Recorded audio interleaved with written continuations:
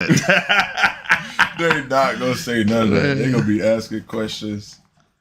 I'm about to have so we gonna be live here, so I'll be to see this one. So this will be the show as both. I can move this out the way, honestly. I got questions here. I got you a water just in case, because I know it's about to get. We about to be having some topics. Just even reminders on some stuff. Yeah. So that's me right there. I mean that it's live. Yeah. So now I just gotta change one thing real quick. This is why I need a what's it called? Not an editor, but I got a dude from Chicago because I told him I was coming and shit. Mm-hmm. My dude to the podcast? Yeah, my dude from Chicago was like, "Dev, call me or something, man. Shit." Oh, like let you know. Well, he wanna speak on some things too. I'm like, bruh, you gonna be on the phone, man. I'm talking through a microphone. He like, oh, he wanted to be on the phone. Yeah, wow. Yeah. He was like, bruh, use me as a lifeline. I'm like, bruh. Lifeline. So we can see now. We be able to see people's chats. Hopefully that's not too far for us, but. It shouldn't be too far for us. If you can see, that's cool. I can't see. I'm blind as fuck. Oh no, yeah, my eye. I mean, I'm gonna have to wear my glasses for that typically. But I gotta do this too. If you want to post any pictures, whatever, real quick that you own, so I'm about to put an Instagram and Snap thing up of us. Yeah, hell yeah, that's cool shit. So I always do it like this with my next guest. All right, this is about to be perfect. I should do it better again. Gotta get that ambiance right. Why the hell they keep doing it? Hey Simba, you gonna stop making all that noise, bro? This ain't blocking out no sound. They shouldn't be able to pick this ain't gonna pick that up though, is it? Yeah, it will. These microphones will. It's gonna pick it up. You pick it when you even walk by. When you hear it's clacking, these microphones will pick it up. That's why I gotta keep them chill and relaxed and stuff, cause it's crazy. Yeah, I'm making sure this is all up. I gotta let people know we live now. That's what I go to blooper stuff out the way, cause I gotta do all this myself. I ain't got like background people to do it, just to let everybody know I'm live now. I didn't know that. Like this was the whole. Like, what app is that you using to Streamlabs? Streamlabs? Yeah, I found that out when I was streaming gaming stuff. You can use it. I got like that membership thing. It's like $12 a month, but it's like where I can use multiple platforms. So it goes through multiple platforms that works for other apps. So like it has I can go through Twitch, I can go through YouTube, I can go through Facebook, and then once I get the key that you need when you're supposed to get like 3,000 followers to do TikTok Studio, then I can actually go live on that without having to use my phone. So but I gotta have over 3,000 followers. How much you pay for your gaming PC? That was huge, like 1,000. No, that's more than that. That was like 2,400. That was it. That was one of them PCs. I was like, I know I'm about to utilize this and make money on. Yeah, 24. Yeah, that's the one.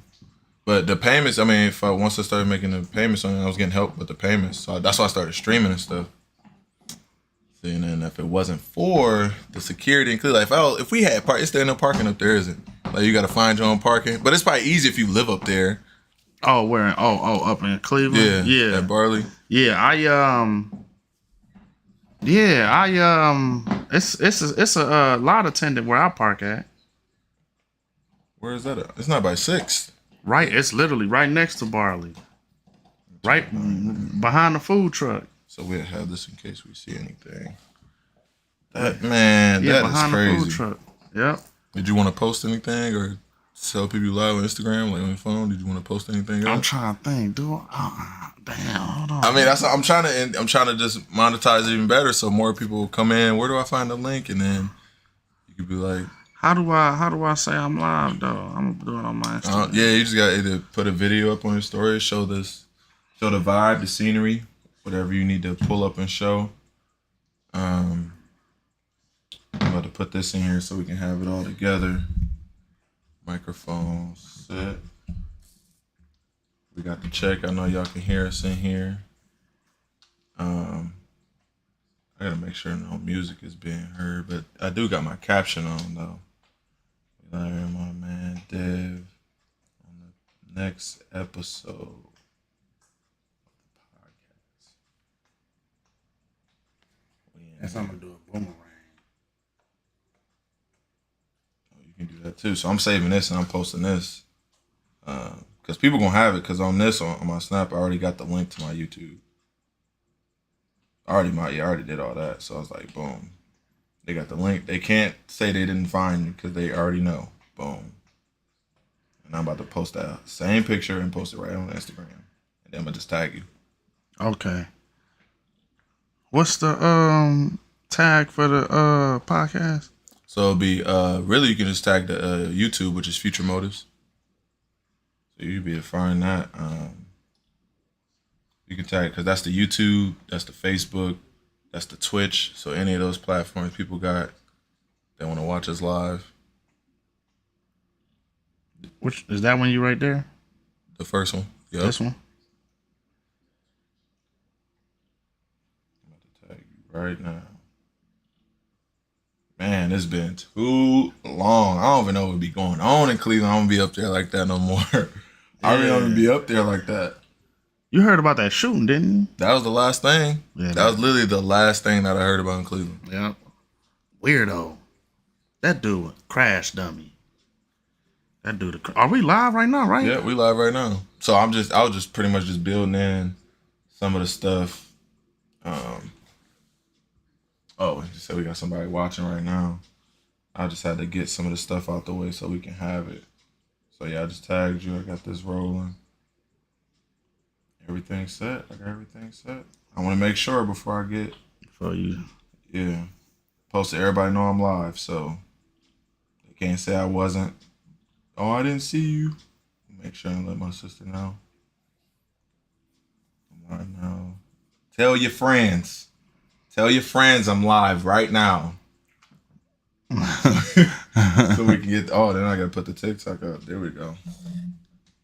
Let me change that. That's what I'm saying. It's like if I didn't have to worry about this part, it'll be a lot more. Yeah. Like a cleaner transition. Mm-hmm. Yeah, no, I feel the team. I guess a team will come into play. But I ain't there yet. We just getting started. I'm gonna go ahead. This is about to get rocking right now too. Let me turn this a little bit. And I know I'm gonna get probably some DMs like, I don't know what you finally in front of a camera, Dev. Man, I swear to God, you should hear how many people be messaging me after I upload one of my comedy videos.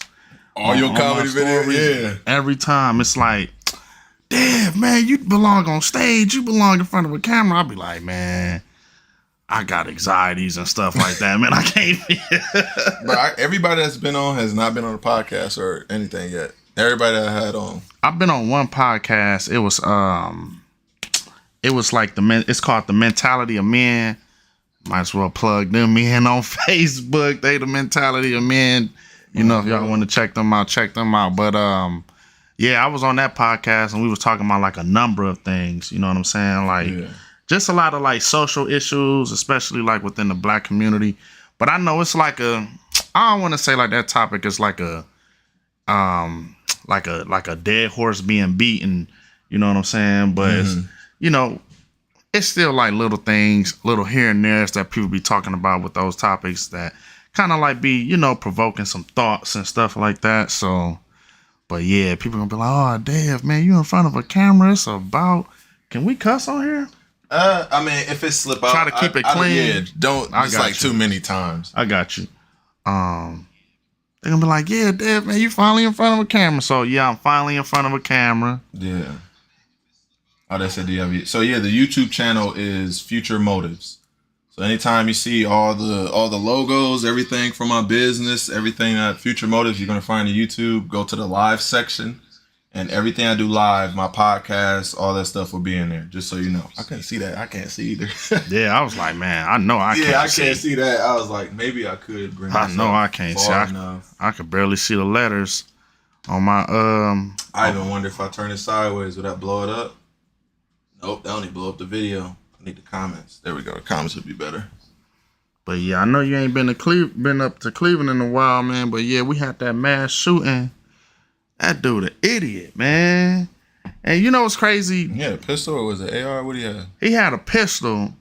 I'm not sure if it was like a switch on it, but he had a pistol. Oh, automatic? Yeah. Oh, he probably.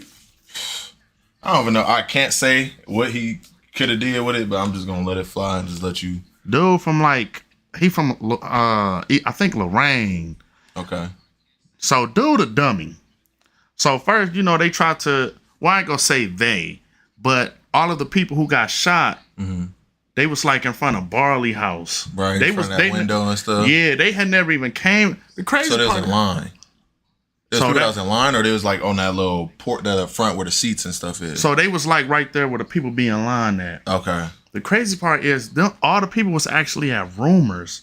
That's where they were at initially. Them people was never even in Barley House. So it had nothing to do with people in Barley House. It was Nothing. rumor. It was Rumors. Rumor, and then the people came over from rumor. The people came over from Rumor, but I guess what happened was dude recognized them or whatever, and they got some beef out in Lorraine, and dude recognized them, and I think as he was shooting at them, they like running across the street.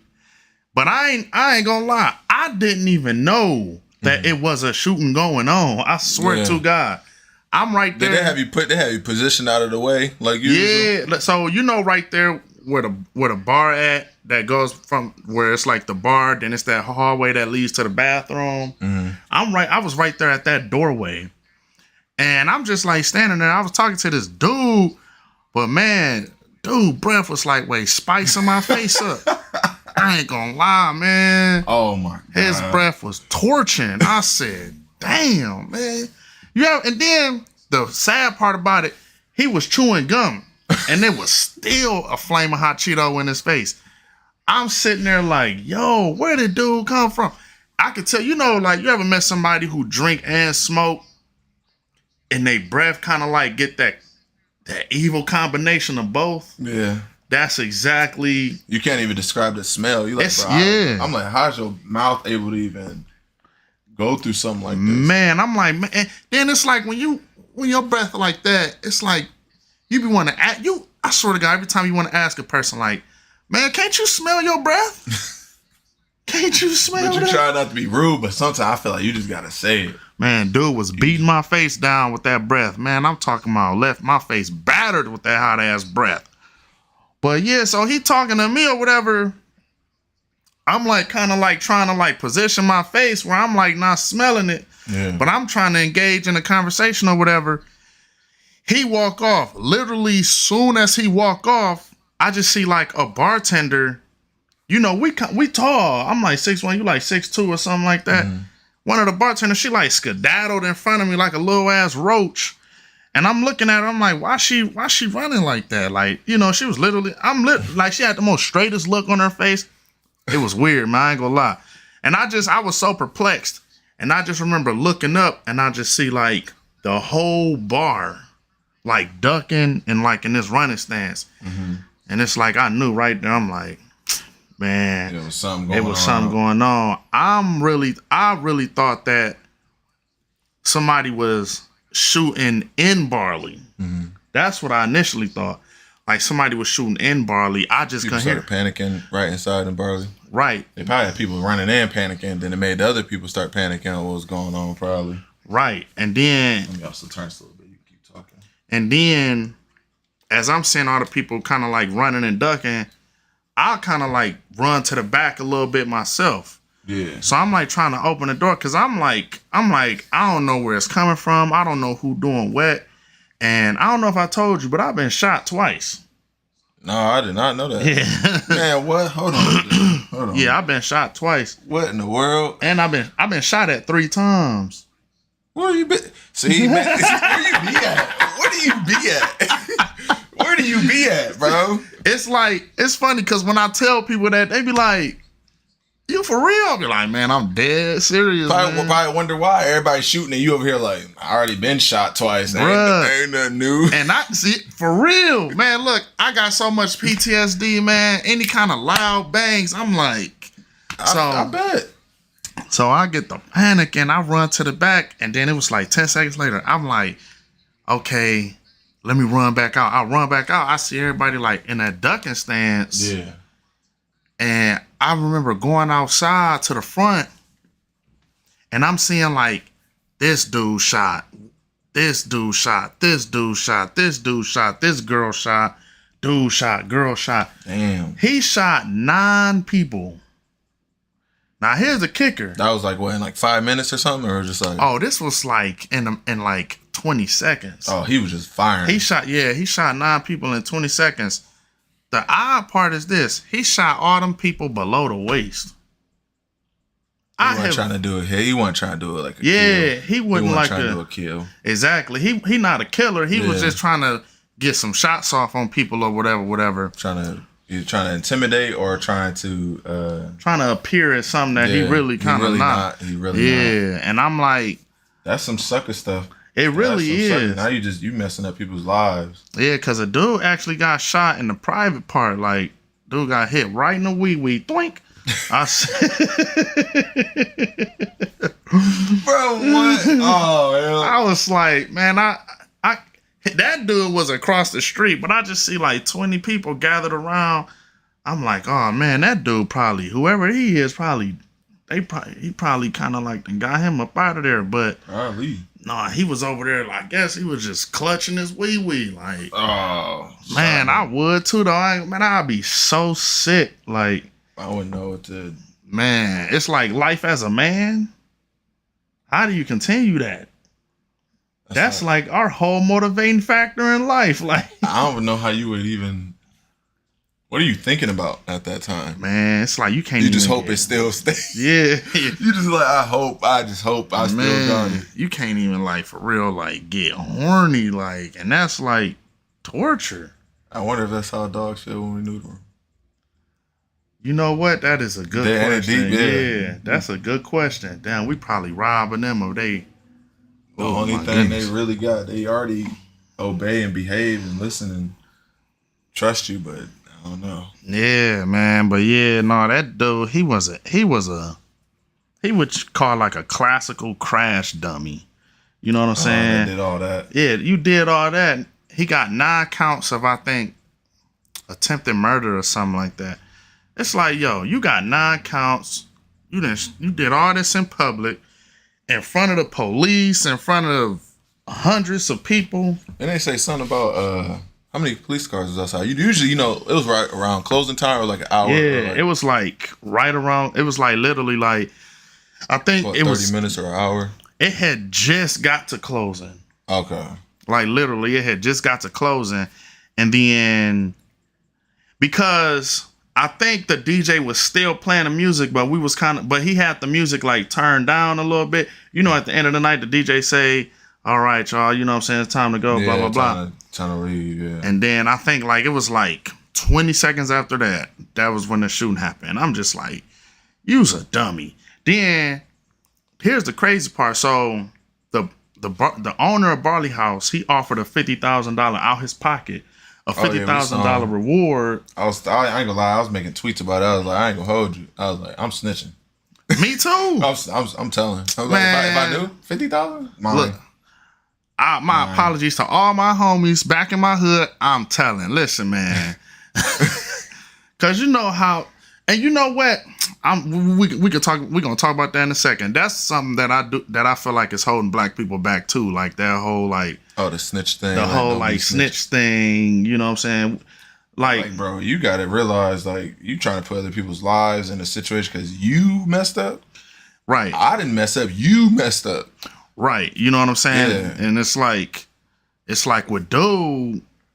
So the owner had the $50,000 reward. I think the city of Cleveland also offered they had like a $10,000 reward. His baby mama snitched on him. His baby mama, who he wasn't paying no child support to. Oh, there you go. Bruh. There you go. You did it to yourself. There you go. You's a, man, that's why I said classical crash dummy. It don't get no worse than that. You got, then dude he cut his hair. He cut his hair like he had the dreads or whatever. Different. He cut his hair when he got to the court thing. I'm like, man, He like, why am I even here? And this and that third. He did not present no good case. It's like, dude, you going down. I got a dude right now on the same deck with him in the county. He was like, man, they kind of like soft bullying him in there. Like, every time he walked past, you a crash dummy. You know what I'm saying? Because it's like, that was stupid. Now you finna get all this time. Bro, if you're going to get all that time, you might as well just go ahead on and try and really murk somebody. Yeah. You ain't killed nobody. Everybody is probably Who was healed. he? Did he even say who he was marking to get? Or was it just No, like, I think it was just like a beef. Yeah, I was about to say, I know the rumors, but I was like, I'm not gonna believe unless it's true. He's like upset over some chick or something. Oh yeah, see that I don't know. That's what I say. I feel like that was a rumor, so I'm like, But you know, I ain't hearing it unless I know it's true. that's how, you know, dudes typically kind of like act the most out when it's a girl involved. So Which is crazy. yeah, so that's probably what happened. She with him, let that go. Yeah, man. Let that go. And then like when he had his dreads, he was already kind of like funny looking. And then he cut his hair. He was even more funny looking. Like he had one of them foreheads that kind of just like looked like it was like on some 3D, like standing out. yeah, like it was like extending out. And I'm like, man, I don't know. Like I don't know whoever his baby mama is. She was desperate or something like that. But and it's crazy because Kids gonna be just like that. yeah. And it's crazy because that's the culture we kind of like live in now. Like it's everything is about killing, you know, like the killing, the drilling, you know what I'm saying? Now me, in my case, when I got shot and shot at, so the first time I got shot at. Okay, hold on. Before you do that. All right, we're going to present this right and do it right. Before you get started on that and we get too deep, y'all, I want to introduce y'all to my man Dev. He is here for the podcast. This is your boy Trayvonte with Future Motors, and we got this next episode with Elevate EP Podcast. And we about to get straight to it. We already diving deep. I had to pause it for a minute. I had to get the intro set right. We had to get into it, and I'm gonna let you continue because I just had to make sure we got that in so people know what they watching and what we doing. For sure, yeah. Hey, make sure y'all check me out on Instagram too, Devin Lamar, DEVANLMR. If y'all want to check me out, I upload comedy content. I try to upload when I can, you know what I'm saying? But it's like once a week, once every 2 week type thing. Yeah. So, and I also do fragrance reviews too. If y'all want to check that out, so give that a look too. Fragrances, he be having them. Man, I be trying. Bones be on point. I be trying, man. But yeah, no. So the first time I got shot at, I was in my own hood. I was like 18 years old. And I remember I was in the front yard at my friend's house, and I'm like facing his porch. And it was like 7 of my friends, they was on the porch. I'm like the only one on the ground or whatever. I'm facing them, but they looking behind me, but so behind me it's a street, and then we got like this little alley, like dirt alley or whatever. Okay. So I'm like sitting there and I'm on the phone talking to one of my other dudes. And I just see my dudes, like they kind of like did one of these. Like you ever saw like a predator, how they look at the prey? Yeah, instantly duck. Yeah. I know what you mean. Like they kind of like zoomed in. I'm like, what they looking at? It's not even hitting me because I'm kind of like on the phone. Yeah. And I just see one of my dudes. He was like, y'all better not come on this porch, or y'all better not come on. He said something like, y'all better not come on this porch, whatever. And then next thing you know, I just see like 3 dudes walk past, and I kind of like did one of these. I'm like, dang, who these dudes? Like, I'm like looking at them. They just walking past. Yeah. And my dudes is still like on them like hard too. So they walk past. They not nobody's sight now. Like literally 3 minutes later, they end up walking back. And when they walk back, one of my homies was like, nah, bro, this ain't, they know they not supposed to be walking over here. Yeah. So next thing you know, they kind of just, one of the homies he jumped off the porch. Don't. They turned around. They started firing back. You know what I'm saying? The crazy part, my little brother ended up getting hit. He was with me. He was 12 at that time. He ended up getting hit in the arm with like a 22. Man, my mama was yelling at me for days, but I begged my little brother, don't come with me, man. Yeah, hang out with me. We are, man, we not even, my brother is like 7 years younger than me. I'm like, man, he was like 12 or something or 11. And I'm like 18. Yeah. Like, man, stay at the house. But he was being hard headed. I was like that with my older brother sometimes. Yeah, see, my older brothers is all on my father's side, and I didn't really know them till I was like 14 years old. So Yeah. I kind of, growing up, it was just me and my younger brothers. Mm-hmm. But yeah, that was the first time. I didn't get hit that time. The second time, I got hit. I got hit the second time I got shot at. I was at the bus stop. It was like me, two of my brothers, one of my cousins. What time was this? This was this was in the winter time.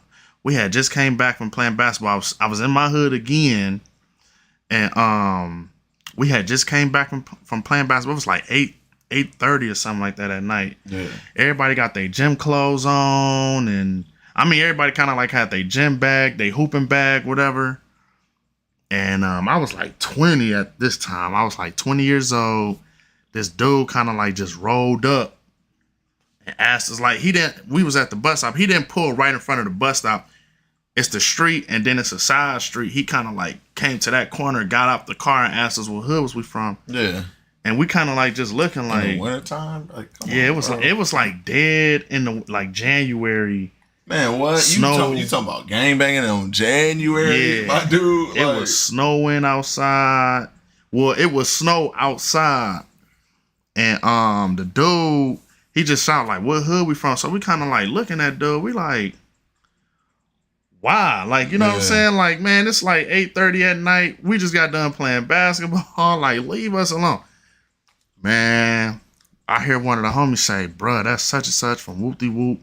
I don't want to say his name or what hood he from because he don't even know he got that point off. Yeah. So I ain't gonna put him out there like that. So he sound like a corny neighborhood bully or something. He was probably, or yeah, a higher title than that.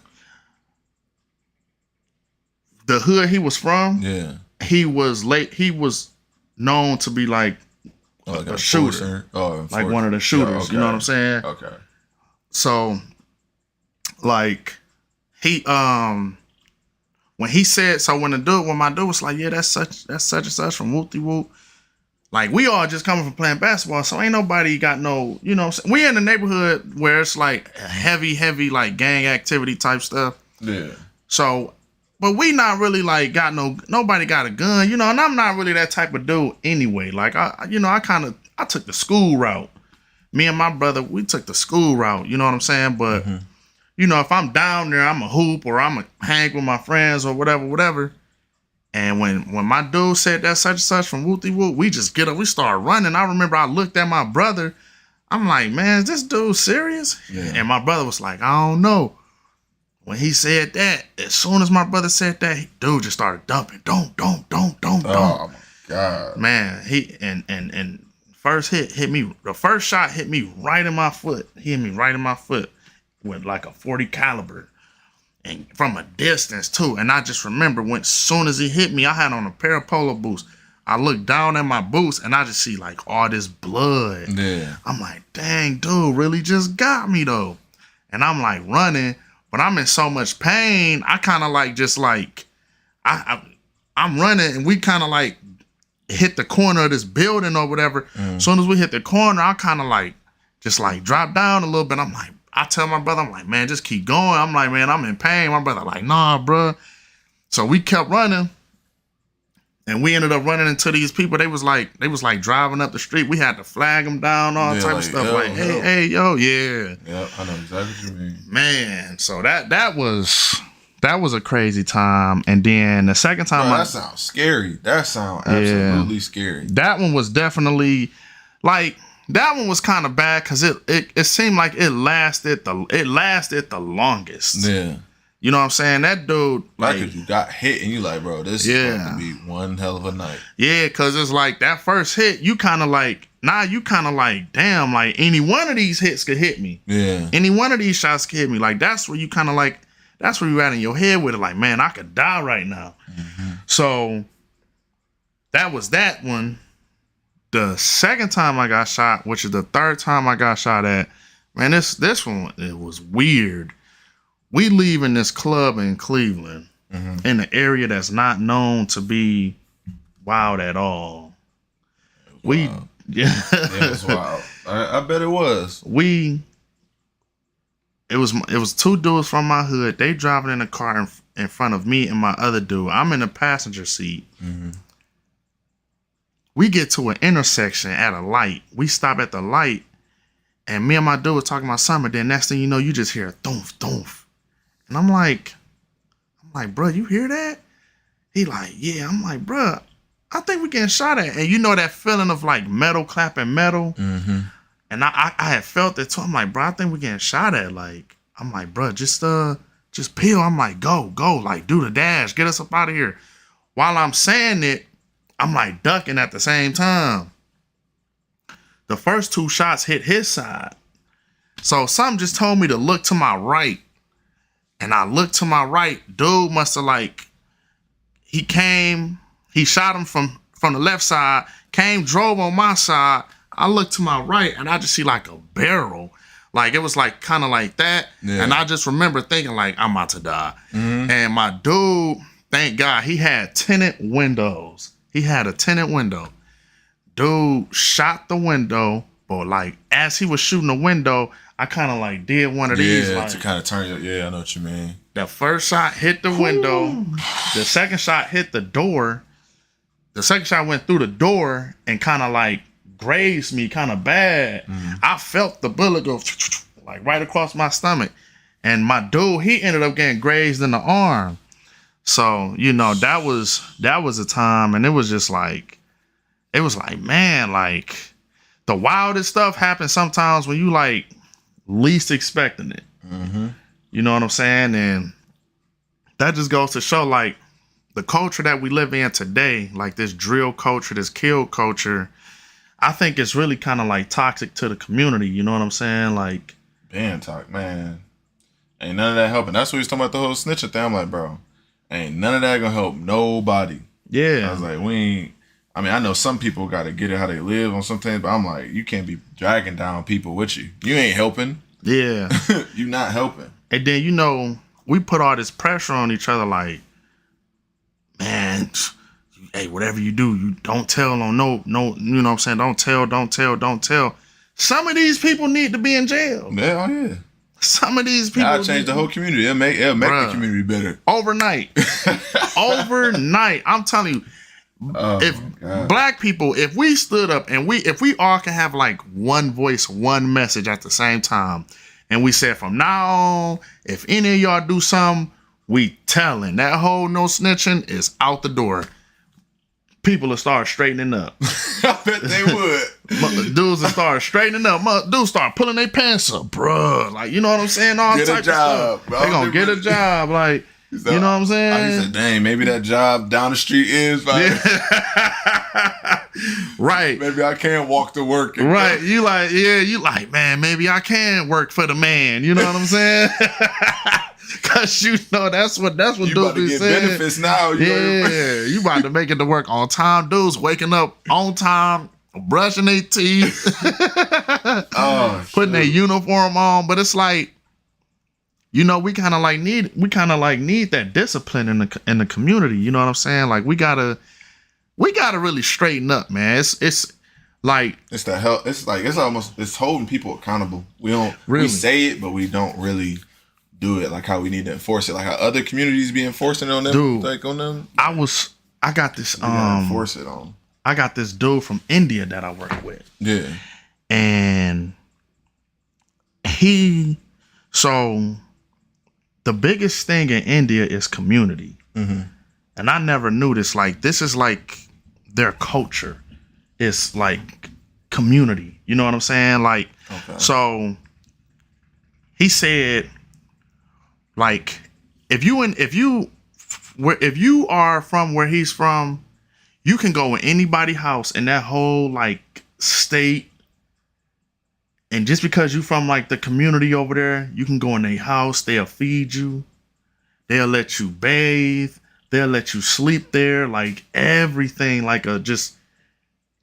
And I know one or two of them people is gonna be like, get out. yeah, I guarantee they're gonna say get out though. Yeah, I'm like, it's Ain't no no way. way. Everybody, you know what I'm saying? But he was like, this is truly what they believe in, and it's like that concept to me is just so hard to grasp. That's why I'm like, ain't no way you doing that. Yeah, and he was just like, even when if he have a kid in America, they gonna have a kid in America, fly them back to India at like 2, 3, 4 years old. They're gonna have their whole upbringing gonna be in India till they're able to go to college. When it's time for college, that's when they come back permanently and get their education here. He said that's what they all do. That's what they all do. And I'm just like, but why? And he like, I want all my kids to learn about the culture of community in India.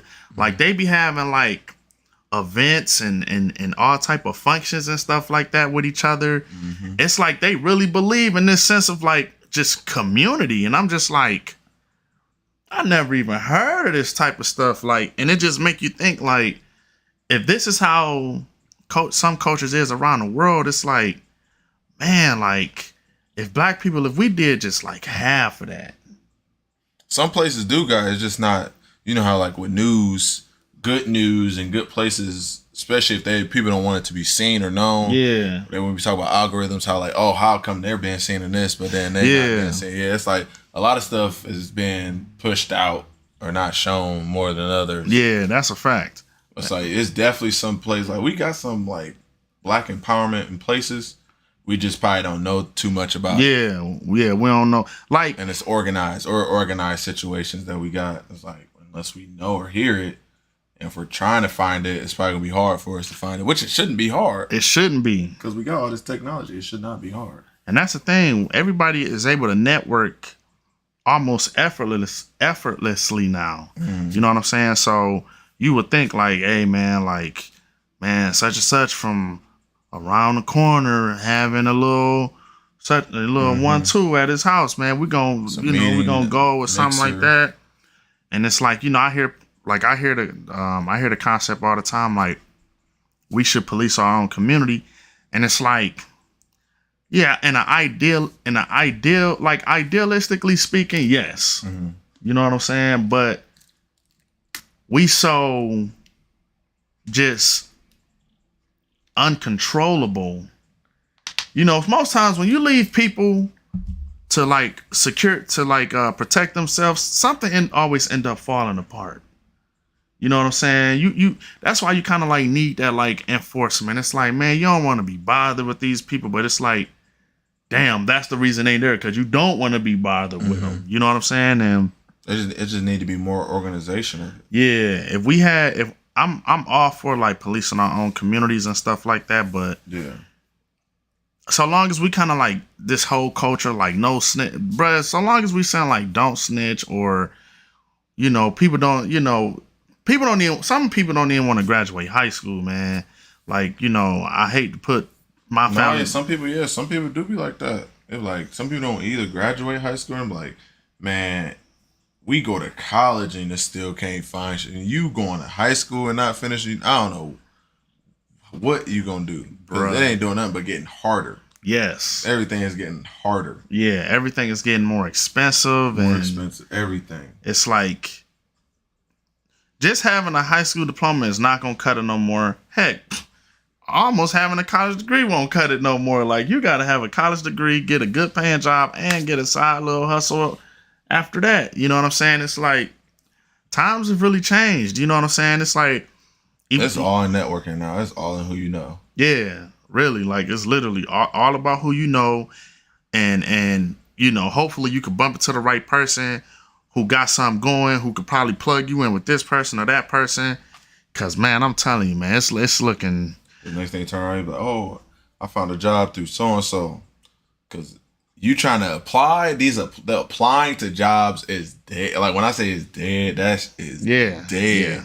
Because they be talking about how people don't want to work, and then when people apply for jobs, you don't qualify for the position. What are you talking about? Yeah, I want a job. Yeah, bruh. And then it's like, especially for black men, you better get if you really want like a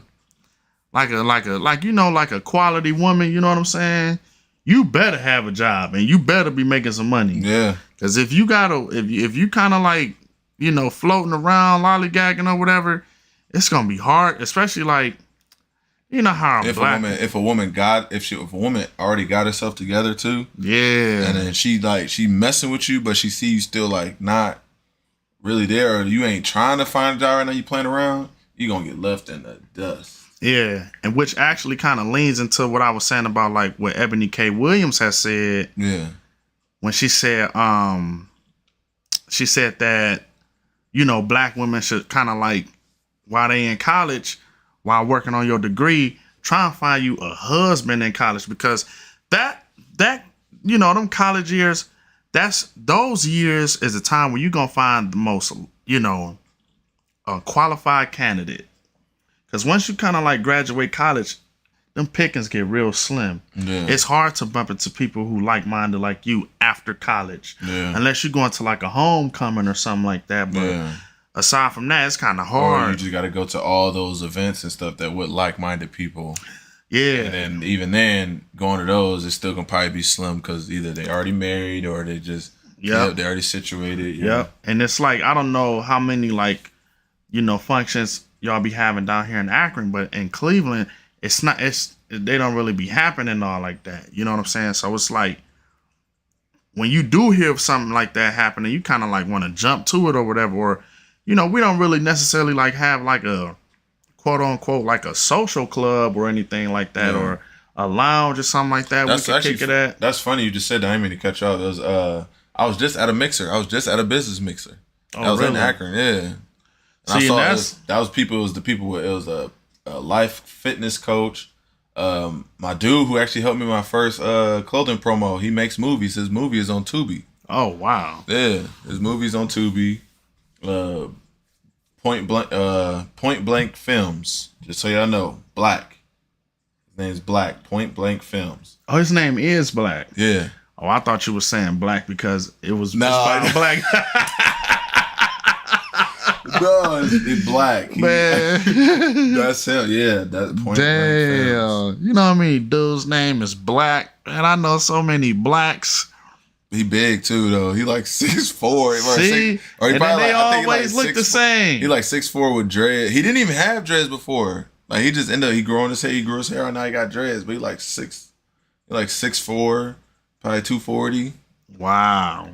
Yeah. Wow, yeah, I know it's a lot of blacks built like that, man. They all built like they all built the same. And he got like this film, like creative, like not nerdy side to him, but he kind of got that like niche of that film side to him. You can see it is like, it's like sometimes like, oh, maybe you look like you can try him, but I'm like, no, he hang around people like that. Like, yeah, it was like he hang around people like that, so you could try him all you want, man. Try him all you want, see what happens. I know like 3 blacks, and they all the same like description, like 6'3", 6'4", dark, big, and you kind of just look at them like, man, if I try this dude, it's gonna be a bad day. Like, I'd rather just go ahead on and go about my business. You know what I'm saying? Very bad. Yeah. But like when we have like, functions like that we can kind of like chill and go to or whatever, it makes things a little easier for us. But until then, it's like I do think college is a good time to try to find like your mate. You know what I'm saying? Like, try to find your mate as early as you can in your life, because the later you get, the worse it gets, for real. Yeah, people kind of like get stuck in their ways. They get set in their ways by that time. You might bump into somebody, y'all may click and vibe the whole 9, but that person probably got kids. So you kind of like, man, they got kids. I kind of wanted to build a family. I kind of wanted to build my own family, start my own family or whatever. That's ironic. That's ironic that you said that. That's very ironic. Oh yeah. Came across that a lot of times. See? And that was that was a year after college. Yep, came across. Yep. That was ironic. Yep, I came across that a few times, like, where I'm like, dang, like, this girl, she cool, but, man, she got 3 kids? You got 3? Most You people can't do got it. two. Yeah, what are you gonna do? You can't do Man. nothing. If you want your own, that's not happening. Yeah, that's not happening. So then I was just like, you might as well just cut it short before it even go too deep. Then it's like you got to worry about if she got a son. The son, I mean, you're not my dad. You know what I'm saying? You got to man. deal with that too. Not that you're not my dad. So you got to take care of a kid that's not yours, telling you you're not my dad. Like, man, go to the room. You're not my dad. Oh, God. You be like, man, I'll choke you out, man. Like, man, I'm taking care of you, man, better than your own dad, man. You know what I'm Where's saying? he at? Where's he even at? Yeah, where your dad at? Go locate him. You know what I'm saying? Go locate him. That's Go find hilarious. him. It's messed up, but it's hilarious at the same time. Yeah. Oh, I forgot to. You got water too. I got you water. Yeah. I see it. But yeah, man, you know that's like a thing, and it's like I think our generation now, because our generation is having less kids. Man, it's like scary. That's why You know what I'm I got saying? a dog. Man, I got a few dogs. See, yeah. What'd you say? You had 2, 3 of them? Yeah, 3 of them, man. I would have had 3, but man, can't do it. that's a And whole. they all pits.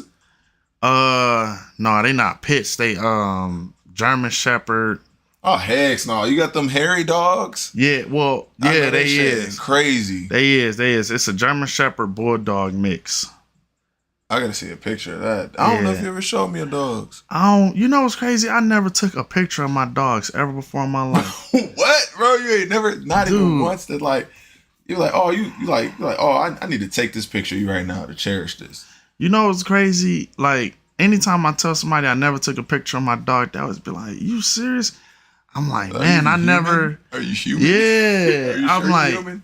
Everybody take pictures of their dogs.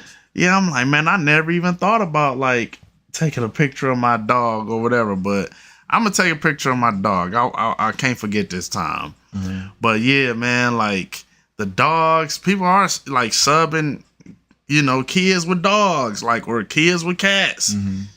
But it's like a lot of people just having a, you know, they kind of like finding it hard to kind of like find their mate or find a person that's for them. So it's like, then you kind of like get to a point in your life where you like, I don't even want to be bothered with nobody. Like, It's weird. It's like a weird time. I'm glad you love this. I'm glad you love our podcast right now. Any question you have, you can chime in. I'm glad you love it. I'm glad you love everything. Let me catch you up. You can. And I still got questions. oh, you got questions? Yeah, I got some of the stuff we written down that we was supposed to get to and talk about. Oh, we man. never even got to You can ask away. the one. Oh, this one gonna be crazy. You can ask. First off, I gotta go back to the dog thing, but we can go back to the dog thing. He ain't never took a picture of his animals. Yeah. Ever. But he had taken a picture of some animals at the zoo before. That's funny. Yeah, I would too. I would. I sure would. That is amazing. That's funny because I'm definitely like that. That's wild. I never thought to take a picture of none of my dogs, man. It's weird. How old are they? Did you get them when they were puppies? Yeah. You had to take a picture of a puppy, man. And don't tell me you ain't taking a picture of your own puppies. No. No, I didn't. Dang, I'm trying to remember. I don't think I did. I barely even know how old they is. They like, Hey, you hear this? Y'all hear this? they like 7. Yeah, they 7 human years. So I guess that's like 49 dog years. Yeah, that's 49 dog years. Yeah. Yeah, so. They old heads. Yeah. And you ain't got no pictures of them. Old heads. They don't act like no old heads, man. That's what him. He supposed to be 6, but I rescued him, so I don't know his actual age. So I just went off I think when I actually got him, he was still a puppy. He was probably like 1. You say you rescued him? Rescued him. So he had an abusive owner. Man, what is up with owners being abusive? Like, that's weird. I think they was trying to make him, because I thought he was a campus dog. Like, he was on Akron's campus. Like, but my neighbor, who was my best friend, ended up rescuing him. But because I think the dude was trying to like turn him into a fight dog or something. He was trying to do something, but that dude don't want to fight nothing. I'm like, he just as friendly as can be. Yeah. I'm like, man, you see how he was when you walked in? Yeah, Y'all jumping and he spinning was- and yeah. flipping and stuff. He was very excited. Very excited. Yeah, no, I'm gonna take a picture of my dogs, man. I promise, man. What's sad? They said this is so sad. I know, man. I know. I'm not even. I know I'm not human.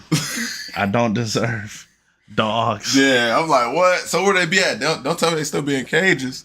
They be No, free. they be free. Oh, okay. I was about to say, like, yep, I lock them up. They get curfew. No, They get locked. no, they be ripping and running freely, So I just be like, damn, man, these dogs be getting on my nerves. I open the door, I'm like, oh my goodness.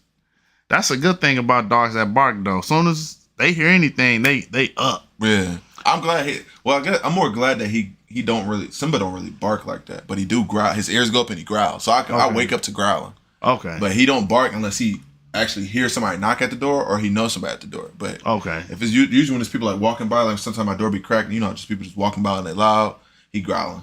And I'm like, okay, I know somebody there. Especially when my head is towards that way and I'm like gaming or doing something, I can hear him growling, I can hear his feet. okay. So I'm like, oh, I know somebody either around or somebody about to knock at the door. But when somebody knock at the door, he letting the whole house know. Somebody here. Man, yeah, that's a good thing about having a dog. So I guess in that capacity, a dog is better than a human, but I mean, A dog people be is saying better that. than a Some baby. people be like, I'd rather, what they say? Some people be like, I enjoy dogs. Or like people when they go to dog parks, they be like, I just like to be here because of dogs, not because of the people. yeah, And I'm like, yeah, bro. Nah, I understand. People be sucking. I definitely understand. But what kind of questions you got, man? I'm over here like nervous. I'm sweating. You don't be sweating nervous. You should be calm and cool. I try to make everybody cool and calm. We can relax. No, I know. Chill. I'm messing around. I'm teasing. I got my shirt, one of my shirts on. I got to get Dad one of these hoodies. I still ain't For talked real. to dude. Is it Aaron? Is Aaron the Cavalier's son? Adam. Adam, not Aaron. Adam. I don't know. He had a whole jogging outfit. I'm like, where my pic at? I need my picture. I don't know. I know that I seen pictures of him. It's still at Barley House. He's there all the He's like time. 6'7". Ain't like 6'8". Yeah, he there all the time. Man, I mess with Adam, but he's such a funny looking dude. Cause he's skinny. He just like skinny and all tall. neck. Yeah, he do. He like this man is all neck and face. Oh my god. This dude He ain't said all got no neck and head. face. You cannot see there is no distinguishing point between his neck and head. It's like all neck and just this face. It's like I ain't never seen nothing like that, dude. But he like 6'7" for real. He for real like 6'7" though. He was just there this past weekend. He was just there. Bro, he's there all the time. I gotta go back up there, man. I need a couple weekends of working back up there. Yeah. Because all the time you told him, and then when I even talked to dude, he was like, "Yeah, I'll let you know." And he was like, "You don't need nobody." Then you hit me, he was like, "Man, we need people." That's how I be at now at Barley, because it's like How's the crowd set? Is it still like how it usually is? Yeah. Is it always back and forth from like really busy, Yeah. sometimes busy? yeah. And then with Lost, they still open, so Who he be having down there dressed up? Who they be having down there dressed up and Lost? Or do they keep it like open like together now, or is it just separate? They still it's separate? still like separate. Okay, they kind of have it more exclusive for that time, and then like I know what you mean. But all right, let's see what we got here. Where do I want to start on these topics? I mean, we can get the one done early quick because we already know that. We might as well, since we was already talking about Barley, we might as well talk about security at Barley House. So security at Barley House is like, This is in Cleveland, just so y'all don't know. If Yeah. y'all not from here, from Ohio, look, Cleveland, Barley House, Jumping Bar. It's on West 6. It's a big place where it's a street full of bars and clubs. We did security up there together. yeah, it's Just I ain't forget the shirt. wow. Yeah, I still got the shirt. I'll wear this again if they would tell me to come up there. This is when we were doing security for Jake Paul. Oh yeah, he always up there. I still remember that day the dude tried to offer me $400 on Venmo to let him and his homeboy in. He was like, "I'll give you $400 if you can get us in, please." And that's when we had the short security head of security. What's the short dude? Adam. Adams the short guy. Yeah. Bro, I'm like, how is he top flight of security? With the bald 5, head? 5'3". Yeah, I don't know. But you chopping legs off. Yeah, man. You better do something. No, security up at Barley is kind of like you get to. It's like everybody kind of like so like when you're a security guard and you can speak to this too. It's like the main thing you kind of want to. You don't really want to be a creep. You don't want to be known as that security guard. That's a creep. Yeah. We had Creepy. security guards there who This was after I left. we had one while you was there. We didn't find out. Well, we found out until after you left. But we had a dude who was there when you was there. Dude had did something with like a 15-year-old girl, Oh, and shoot. Yeah, he gone. He's a goner. you know what I'm He saying. he probably in jail, or he just ain't get caught. They just ain't telling him. All right, like who is it? Is this like that's workers that kind of knew the situation, or like It was other security bottle guards that girls or knew- something? Bottle girls, and that's one thing I will say. Typically, as security, Yeah, the first people who can identify the creeps are the bottle girls. Because that's who the security guards kind of like go after 1st. Mm-hmm. They always try to pull a move on the bottle girls. You know what I'm saying? That's like we supposed to be doing security for them. yeah, They got creeps going after them, and you want to be a creep on them. So, bro, that ain't gonna work. yeah. And it's like, it's one thing if you see a bottle girl and you actually like kind of like, okay, I kind of like we all done seen a bottle girl where we was like, oh man, like But then we tell the world, we tell y'all how their personalities really are, though. man, You ain't gonna be attracted to them. yeah, man, yeah. You're not gonna be attracted to them at all.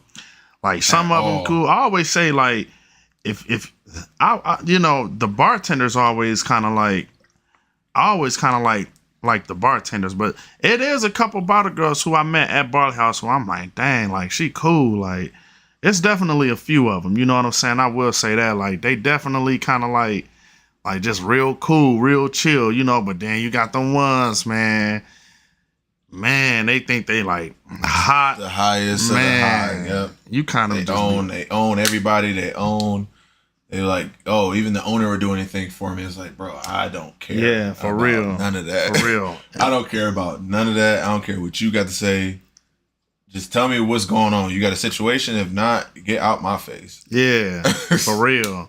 So it's like when you kind of like a security guard, you can kind of like tell like the decent bottle girls and bartenders from the ones who you kind of be like, you beautiful and all, but it ain't really worth it. Don't it be the worst Yeah. though? The ones that you really don't want to be around, trying to not command you, but like ask you to like, Man, can you do this? Can you do it? It's like, bro, what? Yeah, No? that. So because I post where I post at in Barley House, they don't do that to me as much. You know what I'm saying? But Yeah. it's like sometimes they'll come back there and make these requests, and this really kind of like happened more so like a year and a half ago. Okay. It's not like that so much now. Like I can honestly say, I'm real cool with like half of the bottle girls. Like real cool with them, and I see them say what's up. They say what's up. They speak and whatever. And it's real cool. Like I would say about half of them cool. The other half I don't really like know like that. Some because they probably newer. You know what I'm saying? Makes So sense. yeah, but yeah, no, being security and Barley, it's cool. It's cool. It ain't bad. You know what I'm saying? It's a good little side hustle. I figured that'd be like usually working at Barley House is like the fun of the night because like when you ain't got nothing to look forward to but to work security and know you getting ready to kick somebody out, yell at somebody, especially if you're not in the mood. Yep.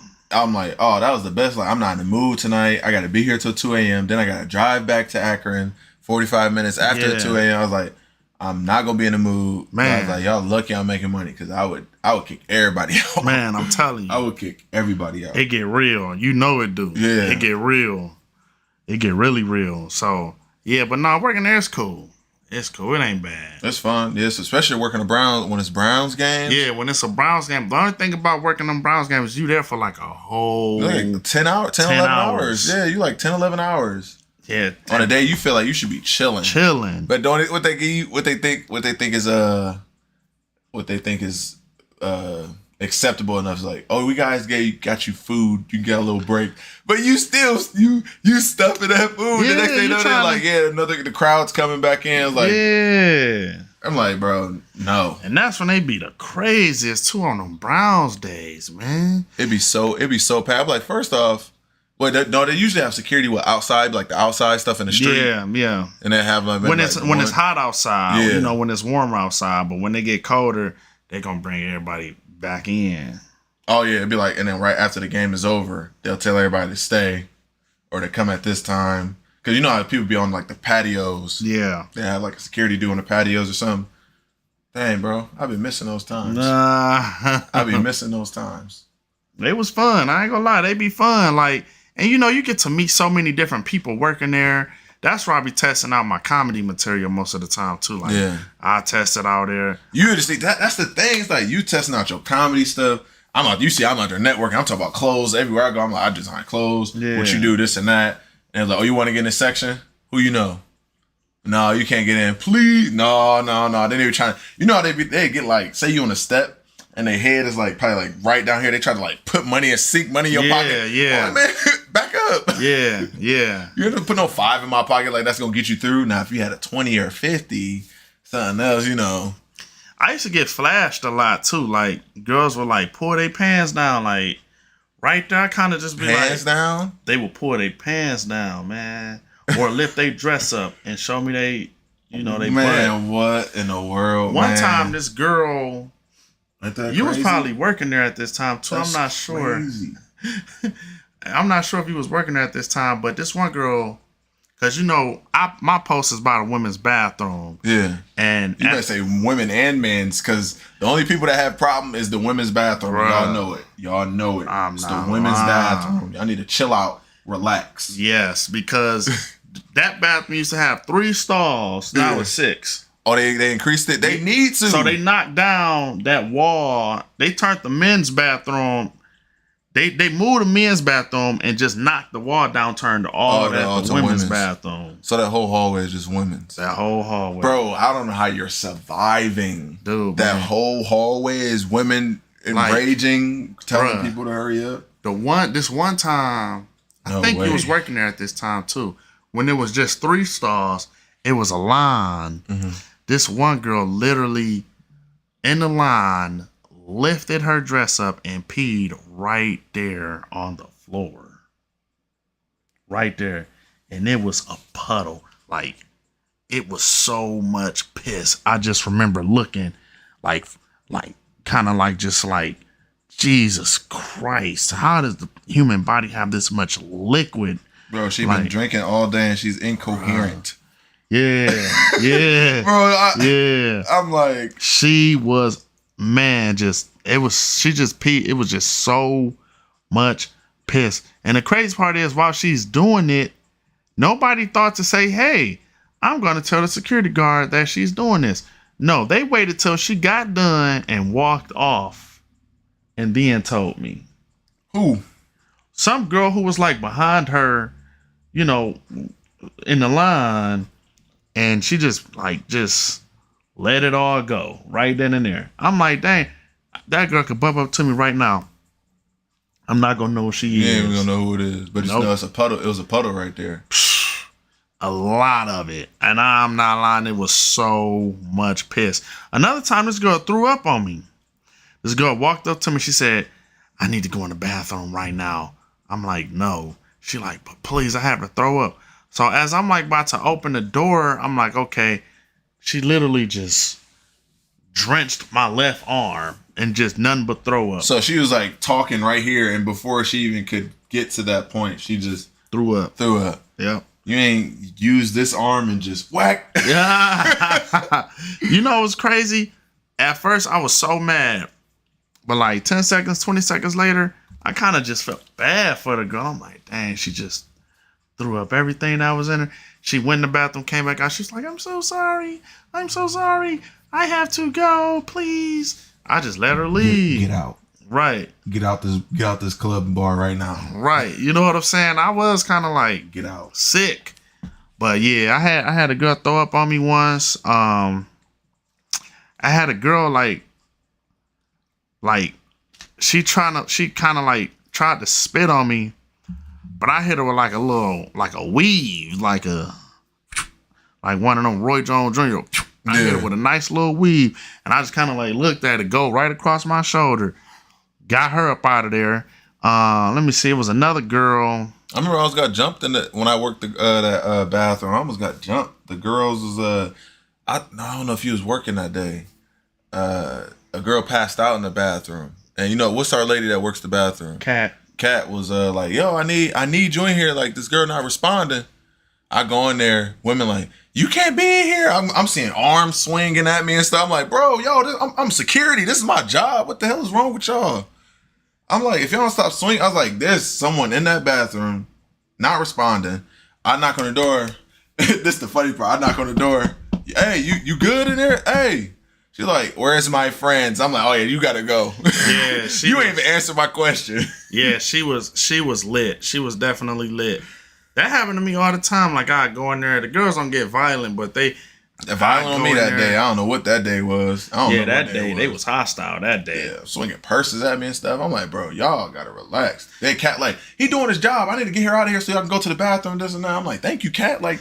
Tell these females what the hell going on. Yeah, Cat. One thing about Cat, she got your back. She got your back. She gonna be like, look, if y'all don't stop this nonsense, y'all can leave. Y'all can go. You ain't gonna use it, and you gonna have to use it across the street. And it's like, man, them girls, they shut up then. But yeah, I be having, man, be all kind of crazy stuff with the girls, man. It's just, sometimes dealing with a drunk girl, it's like sometimes the worst, man. Like a drunk girl is arguably worse than a drunk dude. Cause a drunk dude, they still can identify, hey, if I do anything to this dude, if I try this dude, he can get at me physically. Women kind of know, like, most dudes ain't gonna do nothing to them. So they just got this thing in their head where they feel like they could just do whatever to us, and we just gotta take it. Especially when you're a bigger dude. You just gotta take it. Man, I wish, man.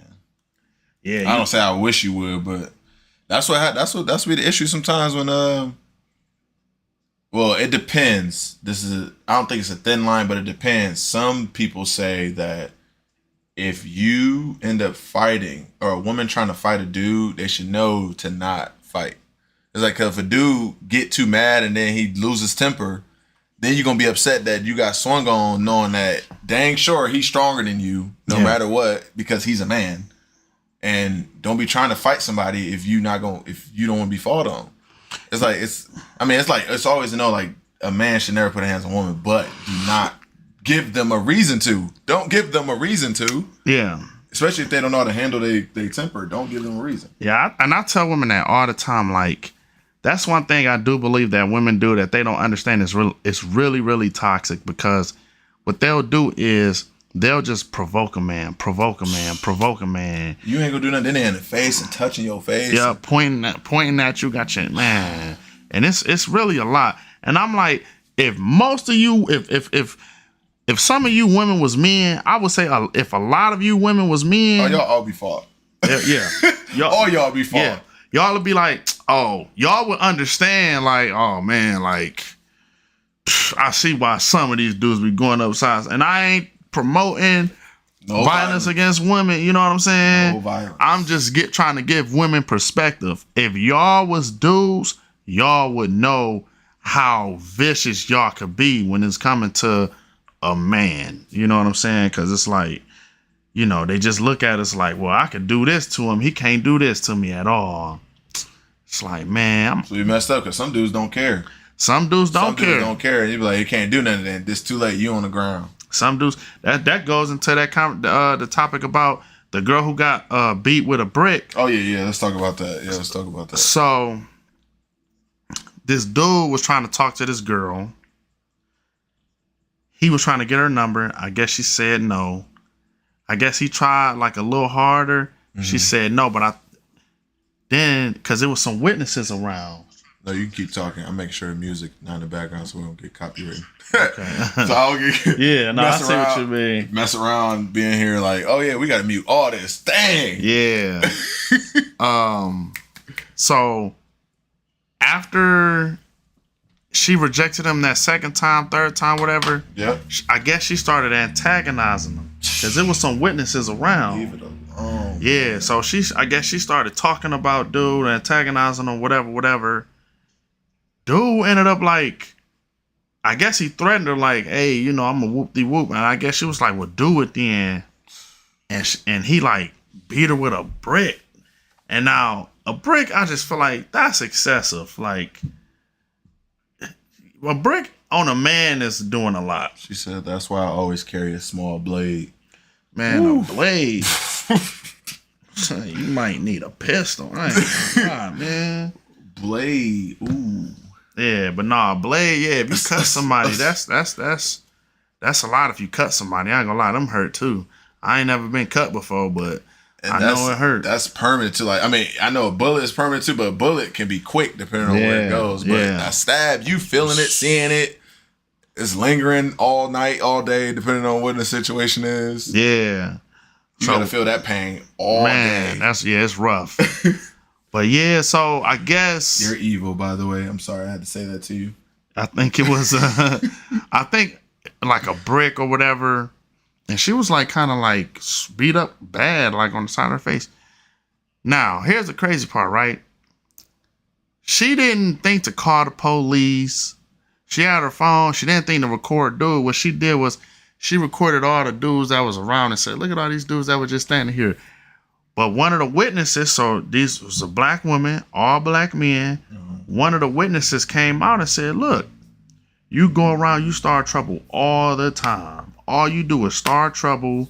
You was antagonizing that dude. This girl, she done came at black women talking about black women are threatened by trans women, which I just found to be like, what?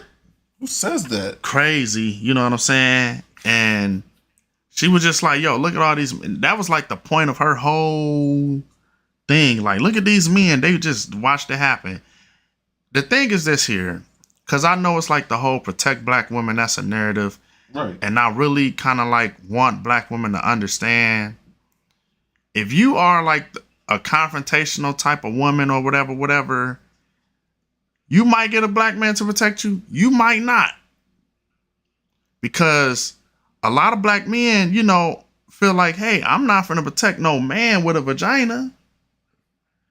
You know what I'm saying? Like, I'm saying like not maybe not a lot, but I would say it's a good amount who would say, yo, you confrontational, you're problematic, you're always starting drama. Mm-hmm. You kind of put yourself in this situation. Mm-hmm. I'm not finna put my life on the line for you and enable yo, you know. Everything you're saying is going back to the snitching. Yeah. Everything you literally saying is going back to the snitching. It's like you putting yourself in that position. Why would I want to be in that position? Yep. Exactly. I'm already a problem because of my skin and I'm a man. Right. Like, exactly. You can't even say too much. I was like, you already doing the most. Yeah. So that's really one of them situations where it's like, you got to kind of just have good judgment. You know what I'm saying? Yeah. You got to know how to move. How to maneuver, do certain things. Yeah. Now, you know, if I was right there, I would have did something. Because that's, you know, when it's a brick, that's kind of like, all right, bro, like, that's doing too much. You know what I'm saying? Yeah. But like, me personally, I don't like confrontational women. I don't like women who like to argue. I don't like this whole, well, I gotta be aggressive and I have to be assertive. I don't like them type of women. I find them women to be kind of repulsive because you kind of just get to, like me, I value peace. And if my girl can't bring me no peace, I don't really know what we could do with each other outside of just have sex. You say if you don't value her? Well, if I have a girl mm-hmm. and she don't value peace, like that's all, like somebody who like to be in drama all the time then? Yeah, I can't do a girl that's always in drama. I just can't do it. Bro, that is a headache. It really is. And that's something that's a turnoff. It really is. It really is. And women need to understand that is not desirable. Being confrontational, being aggressive, all that's unattractive. And it makes a man not want to be bothered with you. It makes men not want to protect you. The whole nine. It's across the board. You're just a very repulsive person that don't nobody want to be around. You know what I'm saying? And it's like the whole aggressive, assertive, that thing right there. It's like, do a lot of black women, do y'all really need to be like that? Do y'all really need to be like, do y'all need to be like that in today's time? Do y'all, is this like, I think that goes as part of some though. Just though it's like it's set. They're like set in their ways. Like some is like set in their ways, and if they got a group of friends that's like that, then they feel like they're at home. Yeah. So like it's just gonna escalate with them. Yeah, that's a fact, and it's like, all right, man, y'all. Oh wait, my bad. I mean, somebody asked. Bree asked. She said what we were talking about. She said all I heard was peeing and vomiting. So I guess she didn't know she came in at the wrong time. Yeah. We was basically talking about, not to cut him off on the story, but we was basically talking about Barley House. He was talking about a drunk girl. It was a drunk girl. Yeah. That was at the new, when it's all newer, still 3 bathrooms. The when the girl threw up on me, that was when it was newer. When the girl peed on the floor, Yeah. that was when it was just the 3 stalls. That's the situation. Yeah, that was disgusting. I remember the bar back came up and he was just like, "That's a lot." And I was like, yeah, I said, Yeah, how you clean that? You're not mopping it. You know how long it'll take you to mop that? Yeah, he had to mop it. Yeah. Bro, you need a vacuum. That was disgusting. You need something. Or you need those pads, those like doggy pads or something. That's so cute. You need them Bounty Quicker Picker Uppers because that was a lot. But yeah, man, you know, I really try to push that message on to women a lot. Like the last thing you want to be is aggressive and confrontational. That's the last thing you want to be as a woman. Like literally, because no man wants to be bothered with that. I'll take that back. Some men like that. Yeah, some do. Some men live for the drama. You see how some people like Gorilla, and I'm like, bro, dude. Her voice don't throw you off, like, dude. For me, it's sexy red. I don't see how people are attracted to her. I don't even listen or watch anything. I just know her name because I heard it before. Like, that's that girl who made my coochie pink. Oh no, yeah, I know. Yeah, I know that song. I don't associate nothing with her though. Dude, I don't listen to her. I don't know. But it's the music industry. You know how that all go. We can go down a whole line of like music. The people that own these music industries, and that wait, hold on. I'm gonna go back to sprinkle some sawdust on that shit. Man, sawdust, baby powder. Man, I don't know everything. Like literally. But I was basically saying like the whole music industry that own all that stuff that just got like, it's like a whole nother like a slave way just for black people and just how it's like, cause they're gonna make money off of our culture and how people live. Yeah. And like people gonna fall for it because all they gonna see is like the money, and I'm like, y'all not seeing the bigger picture. But it's like, go ahead, let them be that. Cause then once they fall off, they gonna have to change. You know, a lot of people change their image. Now why she gonna go from the way she was now, then she gonna just turn around and be some super smart lyricist that's like the community. That's like, bro, you were supposed to do that. Don't do it now because your career's starting to fold. It's like this whole like, I don't know, man. Like I'm from the ghetto, but I think that as black people, when we embrace ghetto, that's a problem. Cause it's like it is, cause it's the same thing. That's why people like, you know how like people come across like, oh yeah, you listen to this rapper like this and that, and I'm like, no, cause I'm sick of listening to the rappers that talk about the same thing I already experienced. Same thing. That's why we try to tell people. I'm like, you ain't listening. I'm like, no, cause he's talking about the same stuff I experienced. I'm past that. All these rappers, all these newer rappers, all they talk about is, oh, they got a switch on this Glock. They got 226 rounds. It's like, look, man, we get it. We get it. Like, we get it. Y'all got guns. We all got guns. Everybody got a gun. Yeah. You're not impressing nothing. You're not doing nothing different. And it's like, that's one thing I will say, like I do wish like artists like Kendrick, J. Cole, and Big Sean that they actually dropped more. Mm-hmm. Because I think that part of the reason the streets have just saturated hip hop is because like I feel like that social conscious them type of artists, those not really they not really like active. Yeah. Some are. Some people be thinking they trash and are blowing them off. I'm like, do you know? I mean, people like, nah, he ain't the same. Or this. I'm like, are we listening to Logic stuff that be dropping? Are we listening to Russ? Are we listening to all these people that come out? I was like, all these artists that come out and have stuff. I'm like, do y'all not listen to some of this stuff that come out? I'm still listening to I listen to all Nas new drops. Yeah. Oh, bro. I see Nas stuff. I see Nas stuff all over like social media. My dudes be talking about this song or the album. Yeah. Oh yeah. I'm like, that's what I want to hear. That's the stuff I want to hear. Yeah, that's stuff that had my mind thinking. Yeah, I listen to all his drops, man. Everything he put out there, I listen to. You know what I'm saying? I ain't gonna lie, I'm a fan of Drake. One thing I give Drake, he not like a street rapper. Yeah. Even though he be trying to do the little. Sometimes. Yeah. But he stopped that after that Pusha T? No, not when Pusha T even got him. I'm talking about before. What song? Oh, bro, what song was it? It was right after Worst Behavior. Worst Behavior. He was kind of in that same pedestal. Then he went. What song was it, bro? Worst Behavior. If it was on Worst Behavior, then that means the song's probably on Nothing Was the Same. Yeah. I think it was in that album. It was a song where he was going hard, but he was like going hood hard. And I'm like, dang, bro, why can't I remember it? All these good songs. Y'all gonna be mad at me for not remembering Drake song. I like Drake. I ain't gonna lie. I like Cole and Kendrick and Big Sean.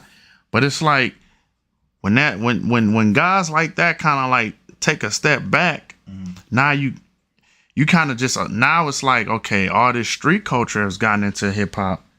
And it's like, nah, that's all dudes talk about is street culture. All the girls talk about is like, man, like Sexy Red's one of the new songs she was featured on, she was like, nut in my coochie. I'm like, whoa. You see that's what's gonna happen to these younger girls them listening to this. Yeah. It's gonna be, we talking about generations bad now. It's about to be people don't even be having sex with condoms no more, man. Yeah, I'm like, all right. Bruh. Go ahead. I'm one of them people. Straight facts. I'm one of them people. I'm so afraid of an STD. Dude, I can have sex with a girl with 2 condoms. Catch the pink eye 2 days later, I swear I'm dying from AIDS. I swear I got AIDS. I'm Googling AIDS symptom, HIV symptoms. Is it a vaccine? Are we close to an AIDS cure? All type of stuff. All type of stuff, man. I'm the worst. I am the worst. Man, I ain't gonna lie. That's why I don't have sex. And and I'm only gonna have sex with a girl I'm kind of like feeling or whatever. I don't even do casual sex. Every time I do casual sex, I'll be like, oh man, did I get HIV through a condom? Like, bruh, I'm the worst. Bro, wait. First off, to even give you these thoughts, what women have, or what I know it's gotta what's crazy? I mess with decent women. Yes. But this thought is coming across your head deep. I don't know. Well, you know what's crazy? Do they be in the city? Do they be in the hood? Do they be in the outskirts? What's the outskirts of Cleveland? Once you get to like the heights, would you consider that's the outskirts? The outskirts is like outside the suburbs. So we talking like Willoughby. Is that even a part of Cleveland still? I mean, it's a part of Cleveland, but you know, Willoughby is so far east. Yeah. You know what I'm saying? I would say like Bedford. Bedford is definitely part of Cleveland. Like it's a suburb of Cleveland, but we consider Bedford like Cleveland for real. Like, okay. You know what I'm saying? Like if a person from Bedford and they in New York or LA or something like that, it's perfectly fine if they say I'm from Cleveland. You know what I'm saying? Okay. Like an outskirts of Cleveland would be like, I don't know, like that's kind of like a good question, like Lorraine or something. Is Westlake still part of? Westlake kinda ish, but they could claim Cleveland too. I would say something like Lorraine or Elyria. Okay. That's like kind of like an outskirt of Cleveland, like there.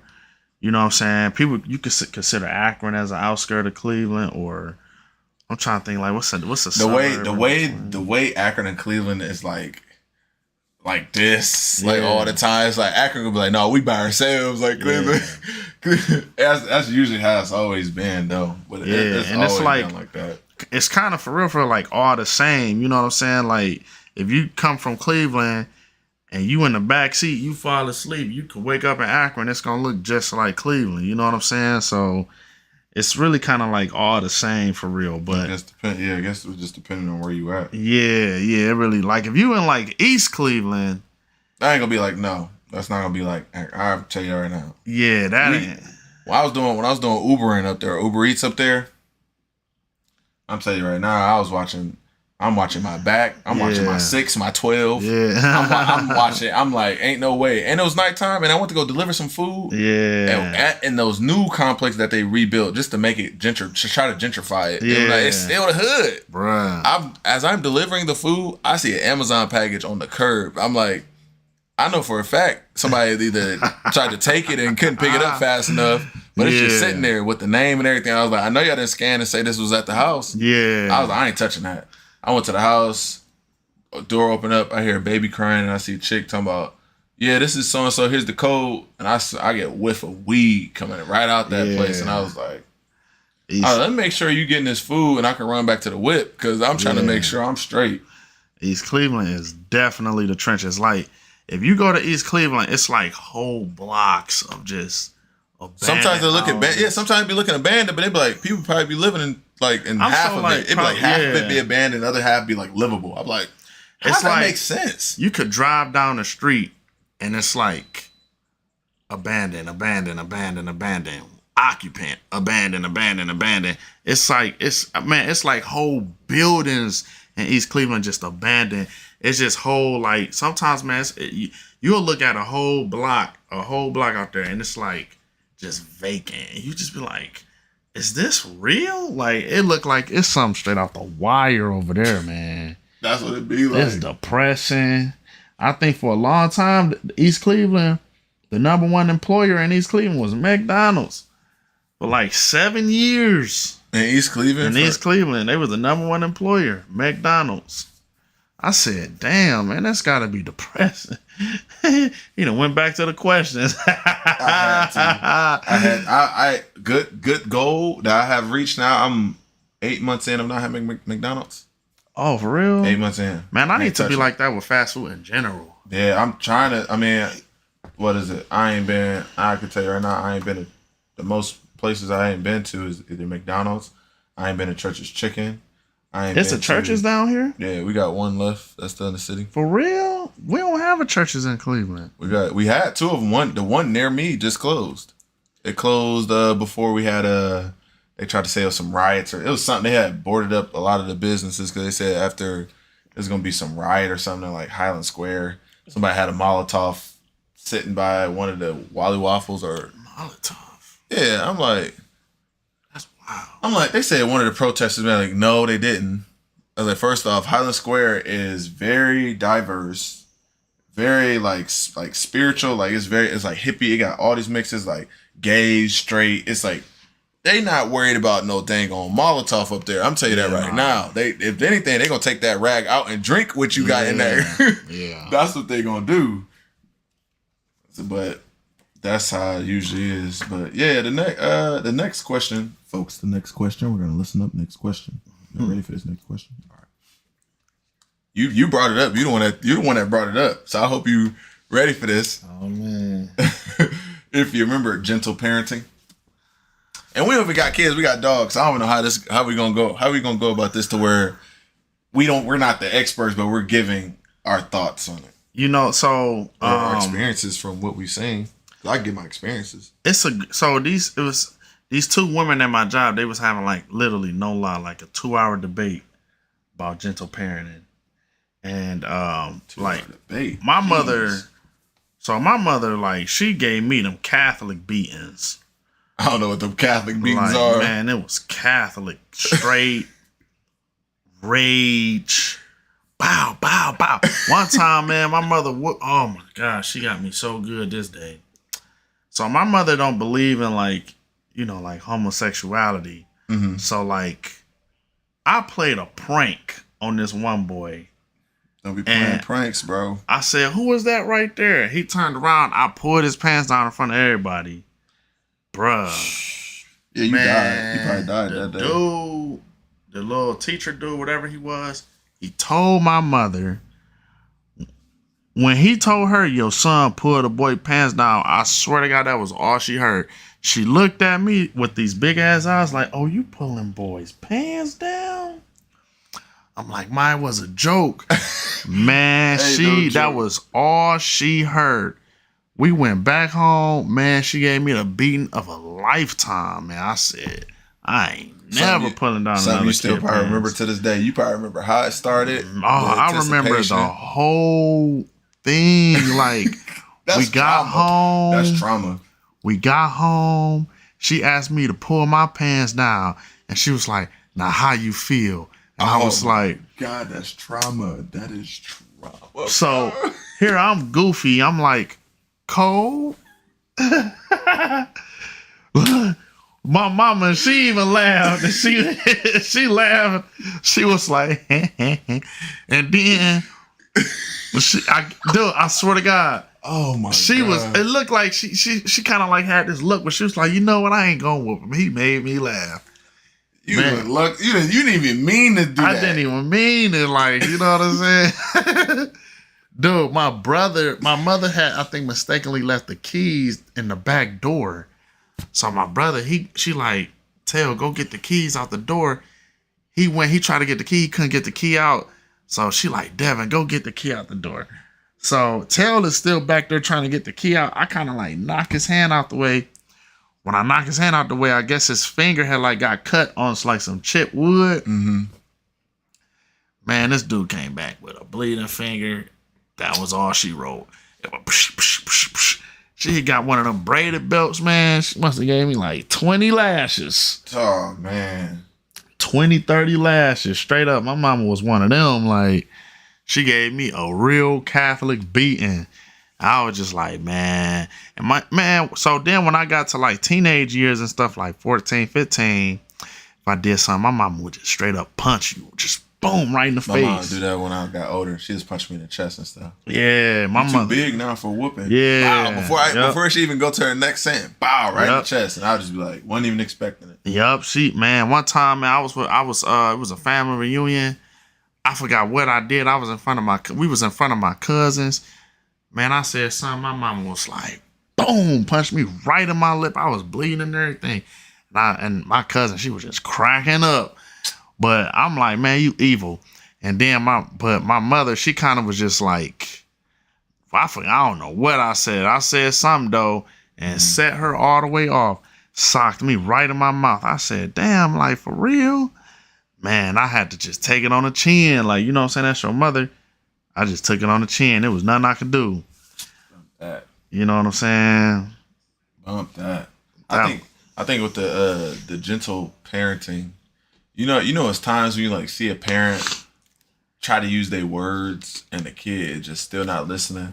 But the trauma we've been through is like, whoop his ass. Like you just like whoop his ass. It's just like nah. And then you in public like, nah, you can't do that. It's like, but you can though. Like, nah, you can't do it, but you can. It's like, I'm telling you right now, that kid keeps saying this, and you keep telling them no, and then they be like, but this, and then they start crying or not crying. You know, like when they get like angry, and then they start like jumping around and stomping and moving away the parent's hand. It's like that right there would have had me dead. Yeah, like that right there would have been. I wouldn't have saw my friends for a week. Yeah. No, longer than a week. I wouldn't realize I had friends because that's how much pain I would have been in. Like, it's one thing to kind of like, you know, discipline your kids, but it's another one to just like outright beat them. You know what I'm saying? So I think some parents overdo it. Man, some parents really do overdo it. I think it was really a thing like back in the day. I don't really be hearing too much about people whipping their kids as much now. I'm sure it happens. Yeah, I'm sure there are spankings. Positive it happens. Or spankings now, less of. But back in the day, man, it was like you was getting your ass whooped for nothing. And so like gentle parenting, it's kind of like one of them things where it's like you don't want to be gentle, but you don't want to be like demonic with it either. Like Yeah. just straight up projecting.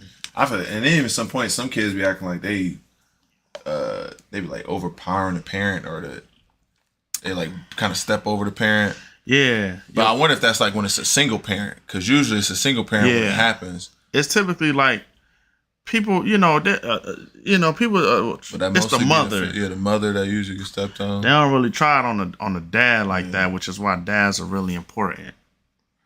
You know what I'm saying? Dads are really important in that capacity. But hell yeah, just a person like some things, you kind of want to lean, kind of like not be so crazy with it. Yeah. Man, sometimes, man, you might have to go head on and just, you know what I'm saying? Put it on your kid just so they know, like, hey, don't do this no more or this going to happen again. Mm-hmm. So I'm about to give you a reality check. Wow. Yeah. Real quick.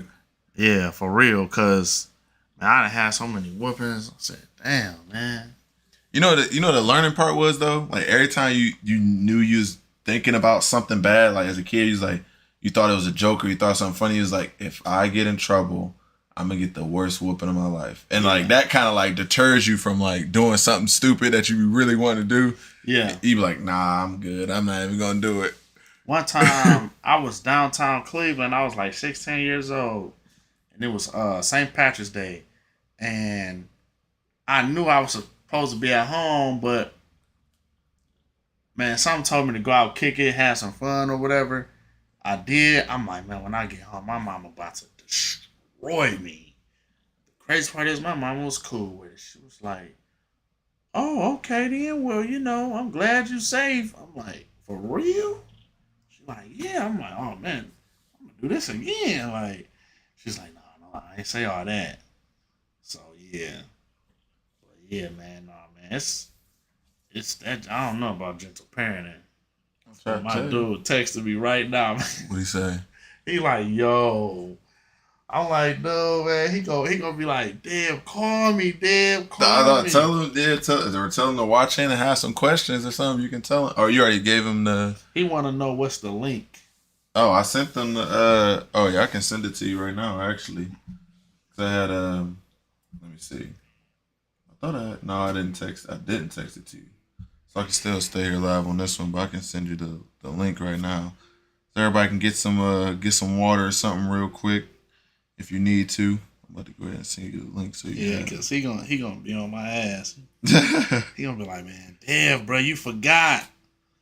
I'm like, man, y'all know I'm forgetful. Everybody know I'm forgetful. Like, I'm super forgetful, man. Anybody got any questions? Anything they want to ask? Everybody else watching live on Facebook, YouTube, you got any questions? Somebody got any questions right now before we go into our next question here? Next question gonna be big because we're gonna go into it's gonna be a lot about dating and being this black man. So I mean I ain't finished the whole question, but that's the. Can you say synopsis? Is synopsis the right word? I'm like, I'm thinking of words. I be wanting to put words together. Sometimes I'm like, dang, bro, you just used the wrong context of that word. But if you look cool doing it, it'll slide. Yeah. As long as you look cool doing it, it'll slide. That's how it really gonna be. Now he can't be on your back. Now he can't be on your back. Me, man. He was like, damn, dude. What's up? Oh, I think my girl Tay in here, she was like, cause you know how you say a joke when you get a haircut and you be like, every time that women hate when guys get haircuts or if they're in a relationship because then they got errands to run. Yeah. As soon as I got my haircut, I was like, dang, I got a lot to do today. I was like, dang, I gotta go to this business mixer. I gotta run to the store and do this donation. I gotta donate these clothes. I gotta go outside. Even though it was sprinkling rain, I still put my rain jacket on when it stopped raining. I threw my hood off just to show the car. I was like, yeah, we good. My barber, she just has certain. My dude is just straight up messages me like crazy. Like, let's go. I'm about to check it out now. I'm like, man, I already know he is. But yeah, my barber, she just had surgery, so I won't be able to go to her till like next month. That's weird, bro. Mine about to have surgery next month. Yeah. I'm about to say, dang, we got the same hairstylist and barber. I was like, no, we can't. Yeah, mine. She on the west side of Cleveland. Mine is on the east side. Well, I'm not even far from her. That's what make it even better. My hairstylist and barber ain't even that far. Like 6-minute drive. Is this the east side or west side of Akron? We're like on the southeast side. Oh, southeast side. Yeah, we're on the southeast side. So like right, if you like when you get off the highway across that bridge, that is the east side of Akron. Okay. So like the east side of Akron is like half of what Cleveland would be. So like, as far as like it is still like shots. Like as far as like danger goes, it depends exactly where you are and how sketchy you like the area might be. But it ain't on Cleveland level. It's like a couple notches down from Cleveland level.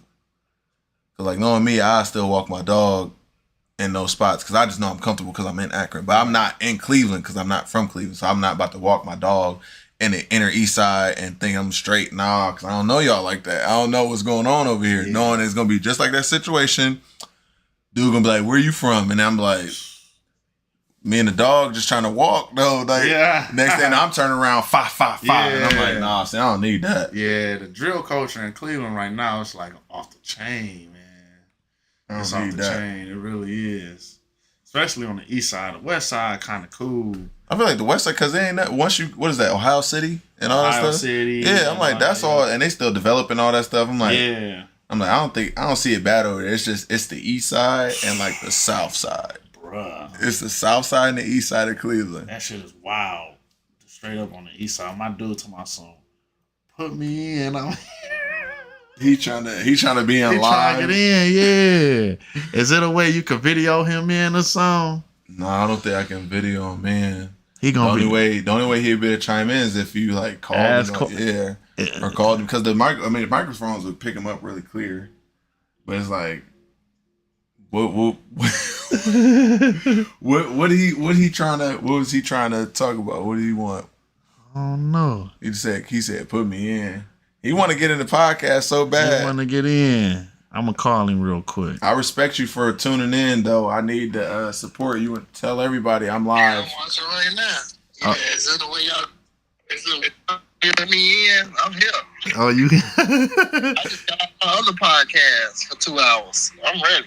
Oh, yeah. So this my dude, Tim. He from Chicago. Okay. That's what's up. What's up, man? Yeah, what's going on, brother? Chilling, man. We getting straight to it. Everything's smooth and we just live with it. For sure. I understand. Like, I'm trying to get in.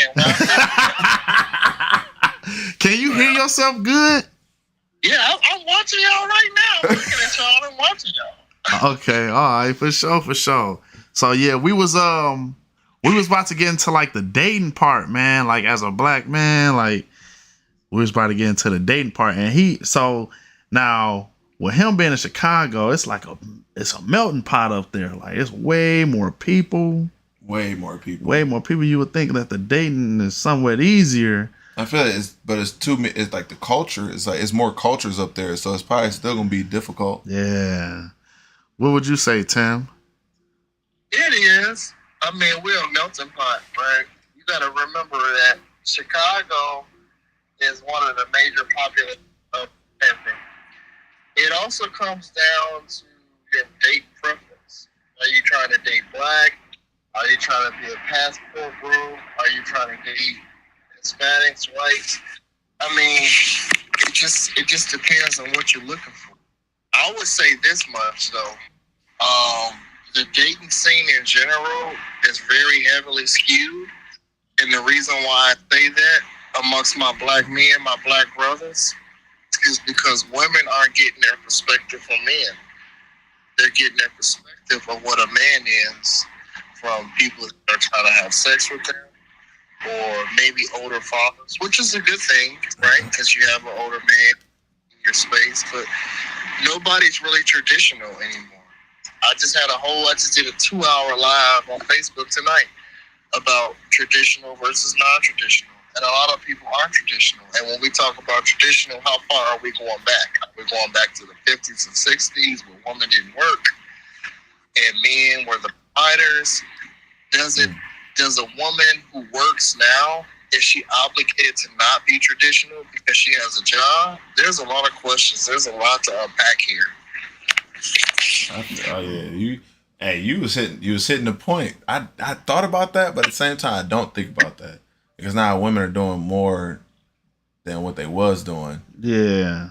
So it's like I don't know where you can technically take that.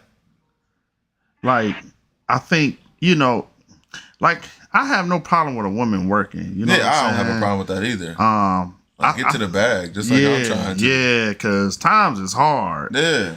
I guess the only time it's an issue where, and I guess for any ladies watching, y'all can kind of like chime in. It's like when y'all make more than the man, there's this like power struggle. Okay. I think so. Like, and this lady at my job actually taught me this. Mm-hmm. She was like, Devin, a woman will only truly submit to you if you make more than her. She has to look at you like the leader. You have to lead. Mm-hmm. You know what I'm saying? And at that time, I'm like, well, no, I believe in a partnership, blah, blah, blah. Yeah. And she was like, y'all gonna be partners. You just gonna be leading the partnership. She said, you have to be more ambitious than your girl at all times. She said, otherwise, she is not going to give you that same respect that she did, say, if she had a father that was working. Okay. Or if she know another man out there that's working as hard. Let your girl say, my man is one of the hardest working men I know.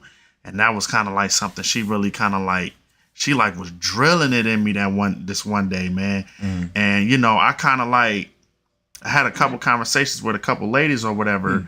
And it was like in a roundabout way, they were saying like, yeah, they kind of like it's a girl who work at my job. And she said, yeah, she prefers her man to lead.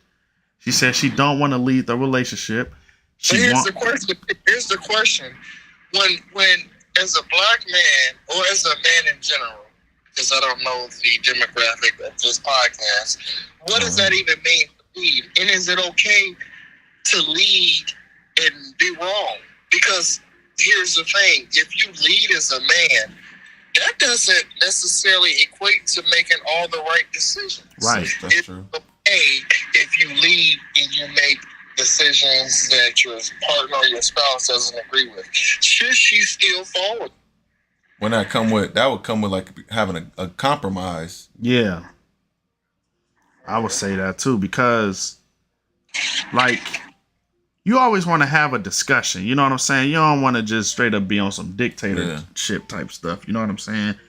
But it's like your girl, I mean, I think she gotta be able to have somewhere to speak in somewhere. Yeah. Like as far as like she got to know your errors to know where she can fix those errors. Right. Like, to play that part too. Right. So I feel like if you just dominating the whole time and she got no part, then when that'll go back to not having respect because she don't see any part fitting in that relationship.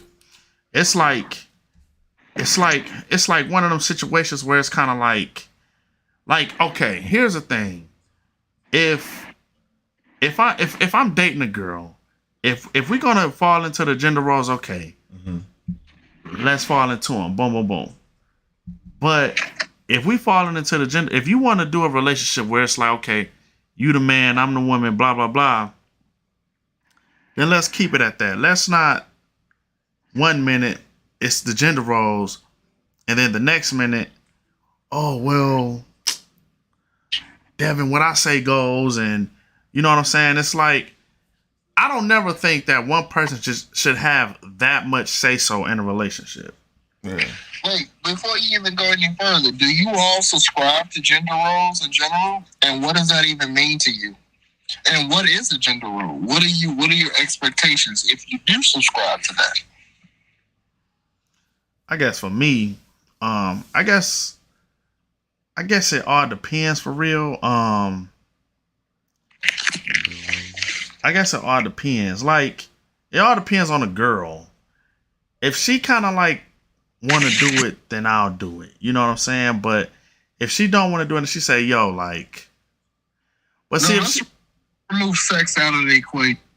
yeah, You and not a female, because there's a clear definition between a female and a woman.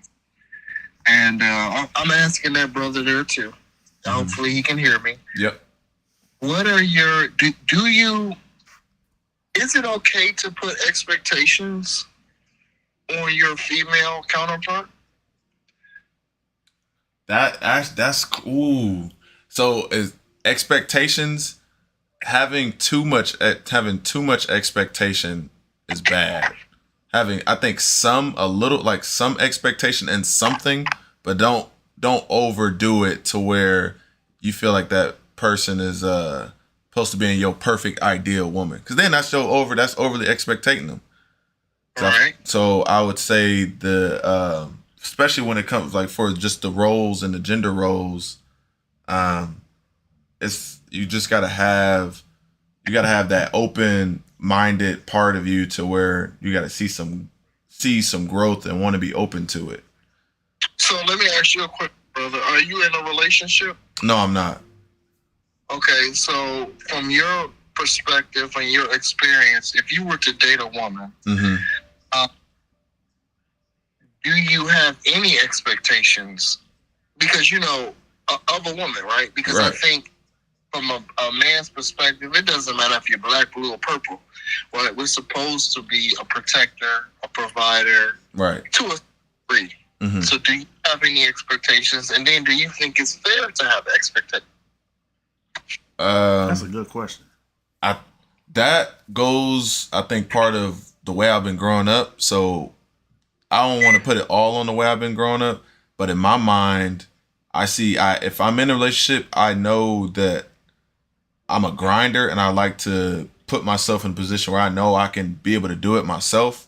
Because if I can't do it myself, then why would I put other people in my life where I'm like carrying that extra baggage on it?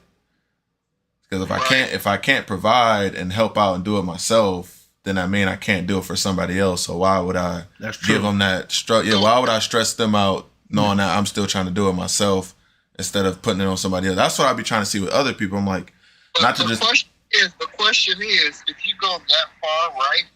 Yeah.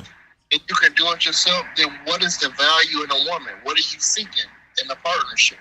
Seeking in a partnership? To seeing if somebody can meet me at that same level. If I can do it myself and we do it together, then we can be a power couple. But what does that look like? What does it look like? You said if you can do you're a grinder, Mm-hmm. you can get it done. So then what is the value? What is the understanding? And may I ask, what is the expectation of a female partner that comes into your life? What does that even look like? It looked like to me, I guess for me, it would look like how like Rick Ross would say, was you with me shooting in the gym?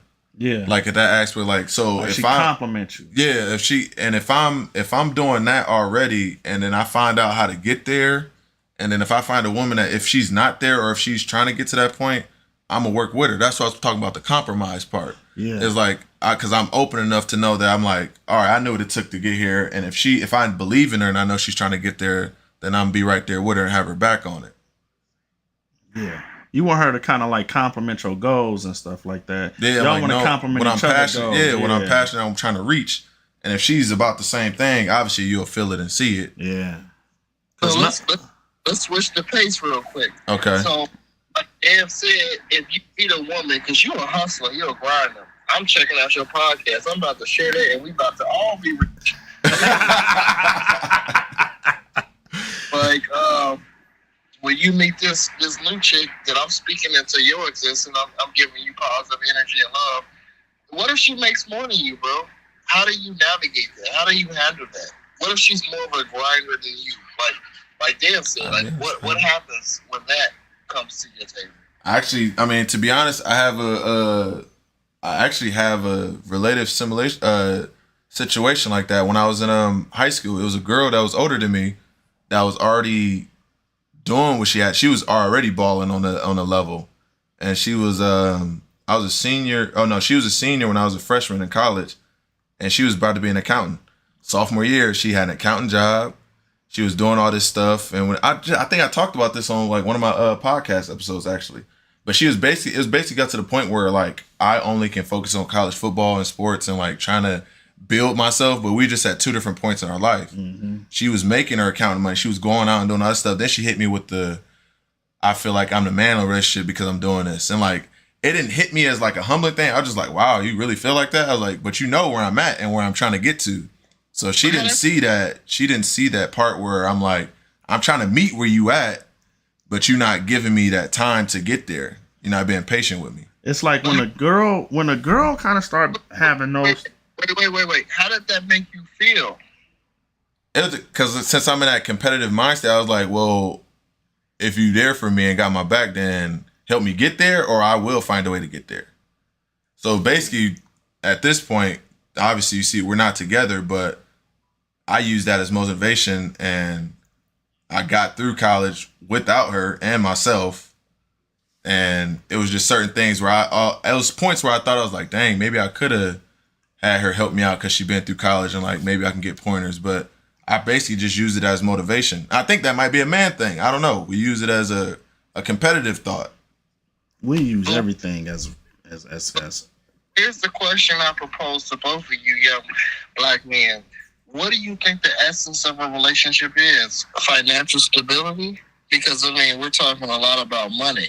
Mm-hmm. And I think as men, we don't, I mean, sure, we care about cars and houses and stuff, right? We some of us want that for us, but a lot of us want that because we can attract certain type of women. My question, and I want to be specific, concise, and clear. Do you think the essence, and I want to talk about our black women, mm-hmm. do you think the essence of what you have and what you have to offer is relevant or important to sustaining a healthy relationship? Because she made more than you, right? And you were trying to get your grind up. And this is the problem that I have, is that we're all chasing this thing, but like, I'm talking about Black Union. What was the last part? Black what? Black Union. Oh, Black Union. Mm-hmm. I think. Go ahead. I think personally, I do possess. I believe I do possess qualities that would make up what a black woman would expect out of her black man. I do believe that in order to have a successful relationship, one, it's got to be a lot of understanding, and it has to be a lot of not only self-growth, but it's got to be a lot of group growth, and you got to be really, really willing to kind of like work together. And I think that that's one thing I do have. I have developed is my willingness to try to work it out, push through whatever. You know what I'm saying? Let's figure this out. Financially, I think that, I mean, I ain't gonna lie, I am a little more traditional in that point, because it's like, I feel like this, when a girl start playing with the thoughts of, well, I kind of feel like I'm the dude or whatever, she gonna start seeking a dude who she not gonna feel like the dude around. Yeah. You know what I'm saying? She gonna be like, oh, I can relax in my femininity. She gonna start saying stuff like that, like, and then she gonna get back with, you know what I'm saying? I ain't gonna lie, I had an ex-girlfriend and she left me for a dude who she felt like she could relax more in her femininity with. And you know, that was like a wake-up sometimes call. I didn't mean to catch up, but you know, like sometimes even I don't know if it's now or even if it started back when our parents would be like, some people like pushovers. Yeah. And like, I'm not a pushover. I can't be a pushover. I was like, either we gonna meet in the middle, or like I gotta be like helping us guide through this. Yeah, I was like, yeah. But being a pushover, I can't see, like, I wouldn't even mind. So like to answer like what he asked, I wouldn't mind a woman making more to me as long as I can still do what I'm passionate and I love. Yeah. Like what does that even mean? You said the word pushover, so let's dive into that. You said pushover. Yeah, like pushover be like a woman who can have that man do what she want, as far as like like control. Like she has control of him, and he obeys her every command. Like he don't have no man back to him. Yeah. Yeah. So like everything that she wants, he has to like follow and guide by, or he feel like I can't do nothing else. So let me get an understanding. Basically, what you're saying, there's an order, O-R-D-R to everything. So it doesn't matter what she makes, there still has to be order. So you're not going to subscribe to her belittling you or emasculating you or condescending you. Is that what I'm getting? Yeah, and it's like the way I'm raised. I can't, and like some people could be like that, but I personally cannot let that. I don't even think the way my mom raised me, I was like, I can't even, it'll be like a ugly, like, or it wouldn't be ugly. It'll just be like a blood boil in me. It's like, yeah. I can't let somebody dictate and tell me how I should like do things their way, or like, I mean, even if if it's their way, I would like to learn and see what they're talking about. But I still know that no, there's no way you about to run over me and tell me. I was like, no, that's not happening, because I wasn't raised that way. I wasn't raised to get ran over. Yeah, and it's some women out here, they want a dude who they could definitely run over, and they'll leave the dude who probably trying to be in charge or take charge, and then they don't want that, so they'll go find a pushover who they can do whatever with, and then not have to listen to nothing. Yep. It's like, they ain't listening. It's more of having a compromise. You don't want to have a compromise, so you're gonna find a pushover who ain't gotta deal with all that. Yeah, because you got some women who they really don't want like a true partnership. They like, well, I'm the woman, you chasing me, I'm the prize. You need to be bending to my every will. You know, it's a lot of women like that out here. Yeah. You know what I'm saying? Tim that came in and then freaking he tried to twist my mind with them good questions. Yeah. And here's the thing though, like I got more. I ain't even I'm just getting started. This dude. You getting started with the questions? Man, like, nah, because we gonna get an understanding. Hold on. Oh no, you're fine. I was like, I'm ready to attack these questions. Is he there? Yeah. So just to tell you this before you ask the question, I've been, after the stuff I learned in college and even a year or two out of college, I've been single. I haven't been in a relationship for about 7 years. And that's because of the observations I've been seeing from just certain people, or just the timing I knew wasn't right. I learned to, I always say this, I learned to not spare feelings. And I just know what I want. So me having the power in my mind, knowing what I want, I know I don't have to settle for something that shouldn't be the case. No, I understand that, and I subscribe to that, and I believe in that, and I commend you on that. I do want to dial it back 2 questions or 2 statements ago. Yeah. Ev said something about kind of like chasing a woman. Mm-hmm. I don't know exactly what he said and how he said it, but my thought was like, do you think as a man it's okay for us to chase a woman to oblivion? Because I think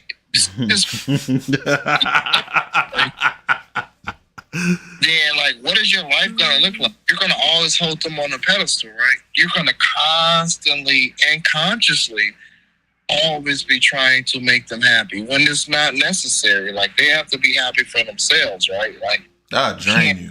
That'll drain you. We can't do that as black men. We have a lot of value, you know, and black women have a lot of value, but we can't play into that notion of we have to do so much to impress you. We have to do all this, bend over backwards, give you so much grace, give you so much forgiveness. Because, like, if I marry this type of woman, that's my life. Like, now I'm going to be that type of dude. Like, I'm always going to be chasing your happiness and not mine. So what do you guys think about that? I think chasing a woman to oblivion is definitely a bad idea. I think chasing anybody, that's the word I was looking for. High maintenance. That's a turn. It's a turn off for me. High maintenance. If I pick up on your high maintenance tendencies and it's too much, like sometimes I can, like, with my personality, I'll be to play like with the high maintenance like a little bit, but like if you know you're really high maintenance and then you're kind of like snobby with it too, like it's a what's the word? Let's get an understanding. What do we all think is high maintenance? What we all think is high maintenance? I think high maintenance in a woman is when a woman has these expectations out of a man to where it's starting to get exhausting. And like high maintenance in reference to, you got some women, they'll spend hundreds of dollars a month on makeup. Every time we go out, some don't even have to do that. They just do it. Like, you don't even need makeup. Yeah. You look beautiful without makeup, but you still want makeup. Every time we go out, it's always you seeking all of this attention and validation from guys who not even your man. You know what I'm saying? Which I think that is very toxic. When you are seeking validation from a man that's not your man, when your man is not enough, and you gotta try to get that's high maintenance, man. And that's a worse. That's like a bad example of being high maintenance. Yeah. Like you didn't even lighten it up. That's a bad example. Yeah. If you use it, you trying to use stuff to make yourself look more presentable to other people and not the person you with, and you doing all this extra stuff, like you high maintenance on some of that stuff. And then even when you're not making, when a man will do all this stuff, they bend their back to do something for their women to make sure they're happy, and they still not happy. That's high maintenance. Because now you drained yourself to the point where it's not even worth it no more. So now you're not even in it no more. Them people shouldn't even be in a monogamous relationship because clearly monogamy is not enough for them. I remember this quote Kanye West said. He was like, "You think you got your girl? Instagram really got your girl." And that's bad. You got a social media that ain't even real. Yeah, that has your woman. He said a girl will show Instagram her photos before she show you. We talk about women. Do you think there are? And I'm thinking about Derek Jackson, who was cheating on his girlfriend and all that bullshit that he was. Oh yeah, we can go both. We don't have to stick to. We don't have to stick. Yeah, we can go men too. We can. Yeah, let's go men. Let's be fair. Like, do you think?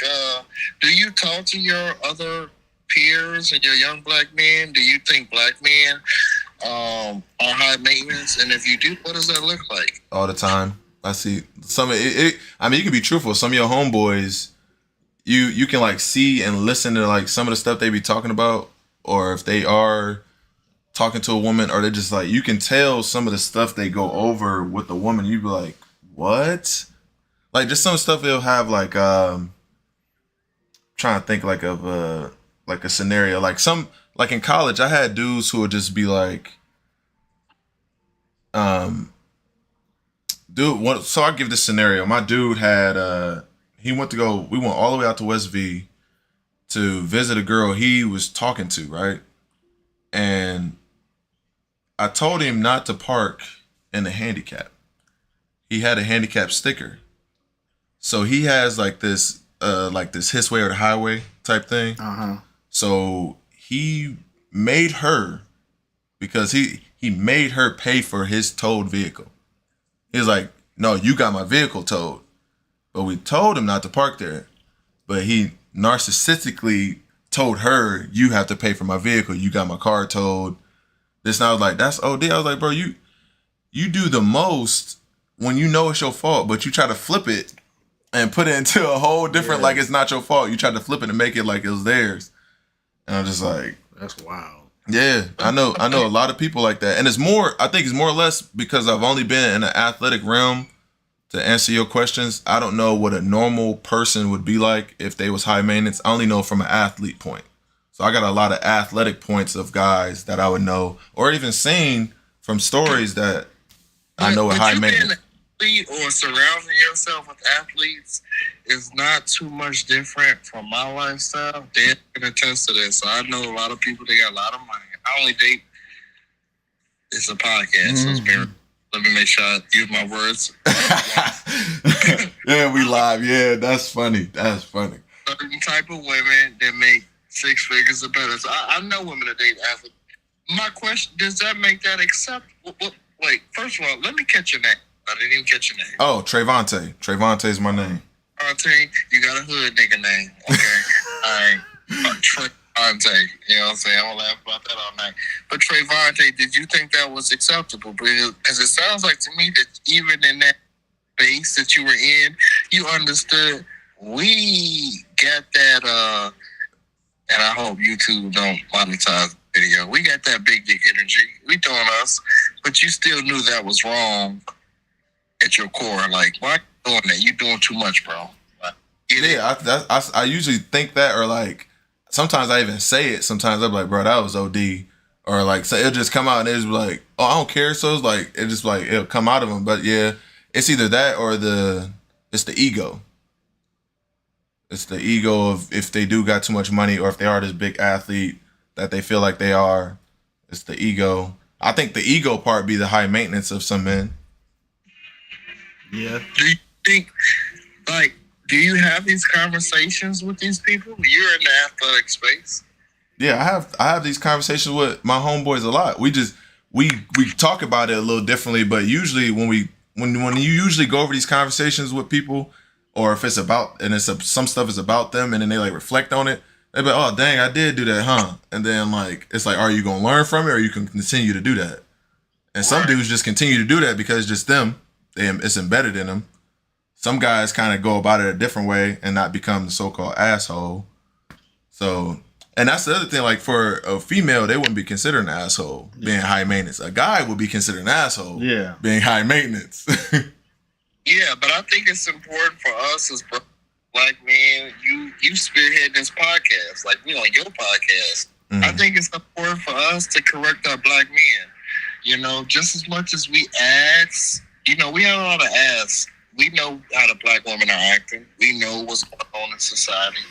We see it. We can log off this channel and go find 20 others on Instagram. Mm-hmm. But I think it's important that we also provide perspective to our black men too, and say, hey, no, that ain't cool, bro.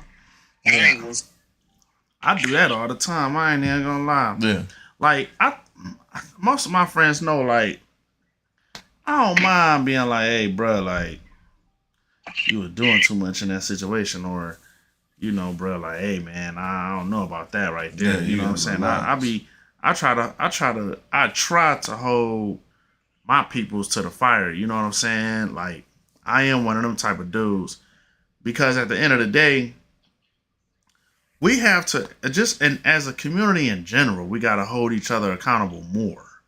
Right. You know what I'm saying? Because, you know, we are all reflections of one another. So like, Tim, you know, you reflect us, I reflect y'all, you reflect us. You know what I'm saying? It's like we all reflect one another. So we all really do got to hold each other accountable. Like, hey, bro, like, you making us look bad. Like, we already got it hard enough as it is. You know what I'm saying? Yeah. So, and I think that if and when we start holding each other accountable in a real way, I definitely can see like true growth in the community. But until that day come, man.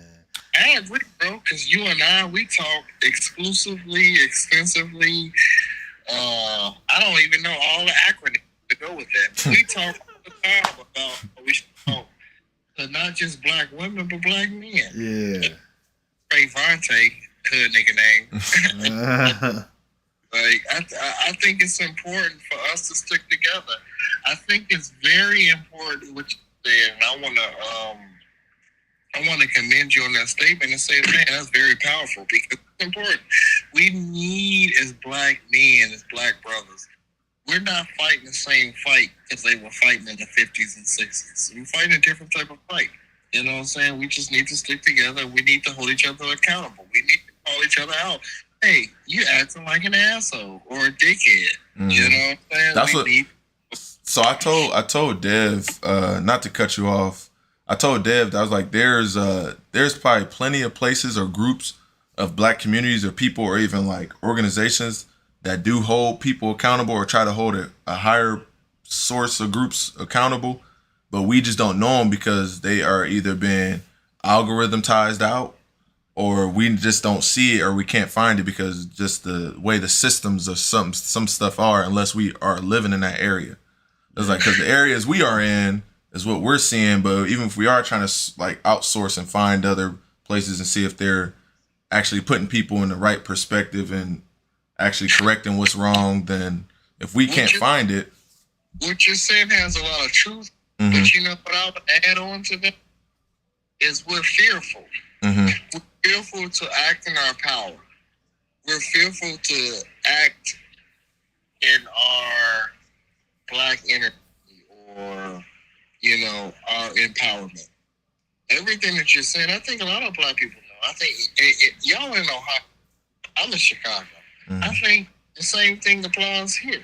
Mm-hmm. We do all this stuff, but everybody's fearful. You know, I don't want to be chastised. I don't want to be. No, I'm gonna be looked at as a simp. I'm gonna be looked at as soft. Ain't nobody. You know what I'm saying? I think we all know that to be true, but we have to stop stigmatizing that. Yeah, I understand that. And with my personality, I'm be honest, I don't be caring. I'm like, I'm about to say how it is. I'm about to get out here.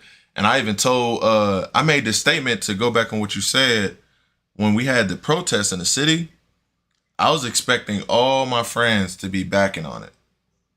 And some of them was like, no, I don't want to get myself involved. It's like, get yourself involved. This ain't about you. It's about your friend who risked his life because of these police and this color of my skin. You should be here for me. Yeah, yeah. That's what you should be here for, not Yeah. because of what you think it might look for you. It's for your friends, Yeah. your friends that you call your real friends. Right. Selfless love is what I call it. Selfless love. That's facts. Because it happened like 2 or 3 times. All the stuff I was doing, all the friends that I thought was going to be on the back of it was just ghosts. Not with it. Yeah. Ghosts. Yeah, I ain't, or not even talking about the topics. And here's another thing. This is why we need community, because we can't all have these individual thoughts by ourselves. Yeah. And it's like we ostracize, like, oh, well, we can't talk about this or we can't talk about that because ain't no bitch. Everybody gonna look at us some type of way. No, fuck that. We can talk about whatever we want. Exactly. Like, fuck that. You know what I'm saying? Like, no. And that's why it's important. And I appreciate you, brother, for spinning up your YouTube channel. Of course. We have to do that. You know what I'm saying? Everything that you just mentioned resonated very strongly with me. But more importantly, the thought that came to my mind was like, yeah, it's sticking together. And it's okay to talk about our discretions and things that we are not uncomfortable, that we are uncomfortable with, and things that we disagree. Because we, you know, as a black man, even to our black women, I'm tired of looked at as like, oh, if we disagree, we're niggers, or we're trifling, or we're like, no, we have voices too. Like, we're human beings like everybody else. Right. No, that's facts. That's facts. That is facts. It's that fakeness. People be having that. People be faking, and people, it's that the softness that people be trying to act like they have. Like, no, you act hard, but then why ain't you acting hard at the moment that need to be hard? And you just be like, don't now soften you not up hard. now. Yeah, don't soften up now. Now it's too late. It's too late because now you want to be hitting out when you was supposed to be there that whole time. Holding the community back. And now you trying to figure out why people acting weird towards you because you acting weird when you at the important times. Yeah. That's facts. What else was y'all talking about before Devin hang up? Because I could tell. What? You know, it's funny. No, it's only no, it's because I got quiet because I'm like, hey, you got the questions and you know what I'm saying. But we is probably gonna wrap this up soon. It's 10:30 over here. Okay, yeah. Now, what else? What's the other questions, y'all? What else were you discussing? Oh, yeah. So you can let them know. Even if I'll let everybody know. Even if they happen to miss what's live, everything will be posted up on Facebook, YouTube, and Twitch, so you can go back and watch it. Yeah, and we was just talking about like what Ebony K. Williams talked about. Who is that? You keep talking You know, about her. I really don't know who she is, but I just be seeing her clips on Instagram on the Shade Room. We talked about that girl who got beat up with a brick. We talked about how much of an STD phobe I am. That was funny. Yeah. That was funny. Yeah. How Funny. and he know, cause I hit him like, bro, man, I think I got something, man. Like, man, I'm telling you, I'm the worst, man. I should. I hit you.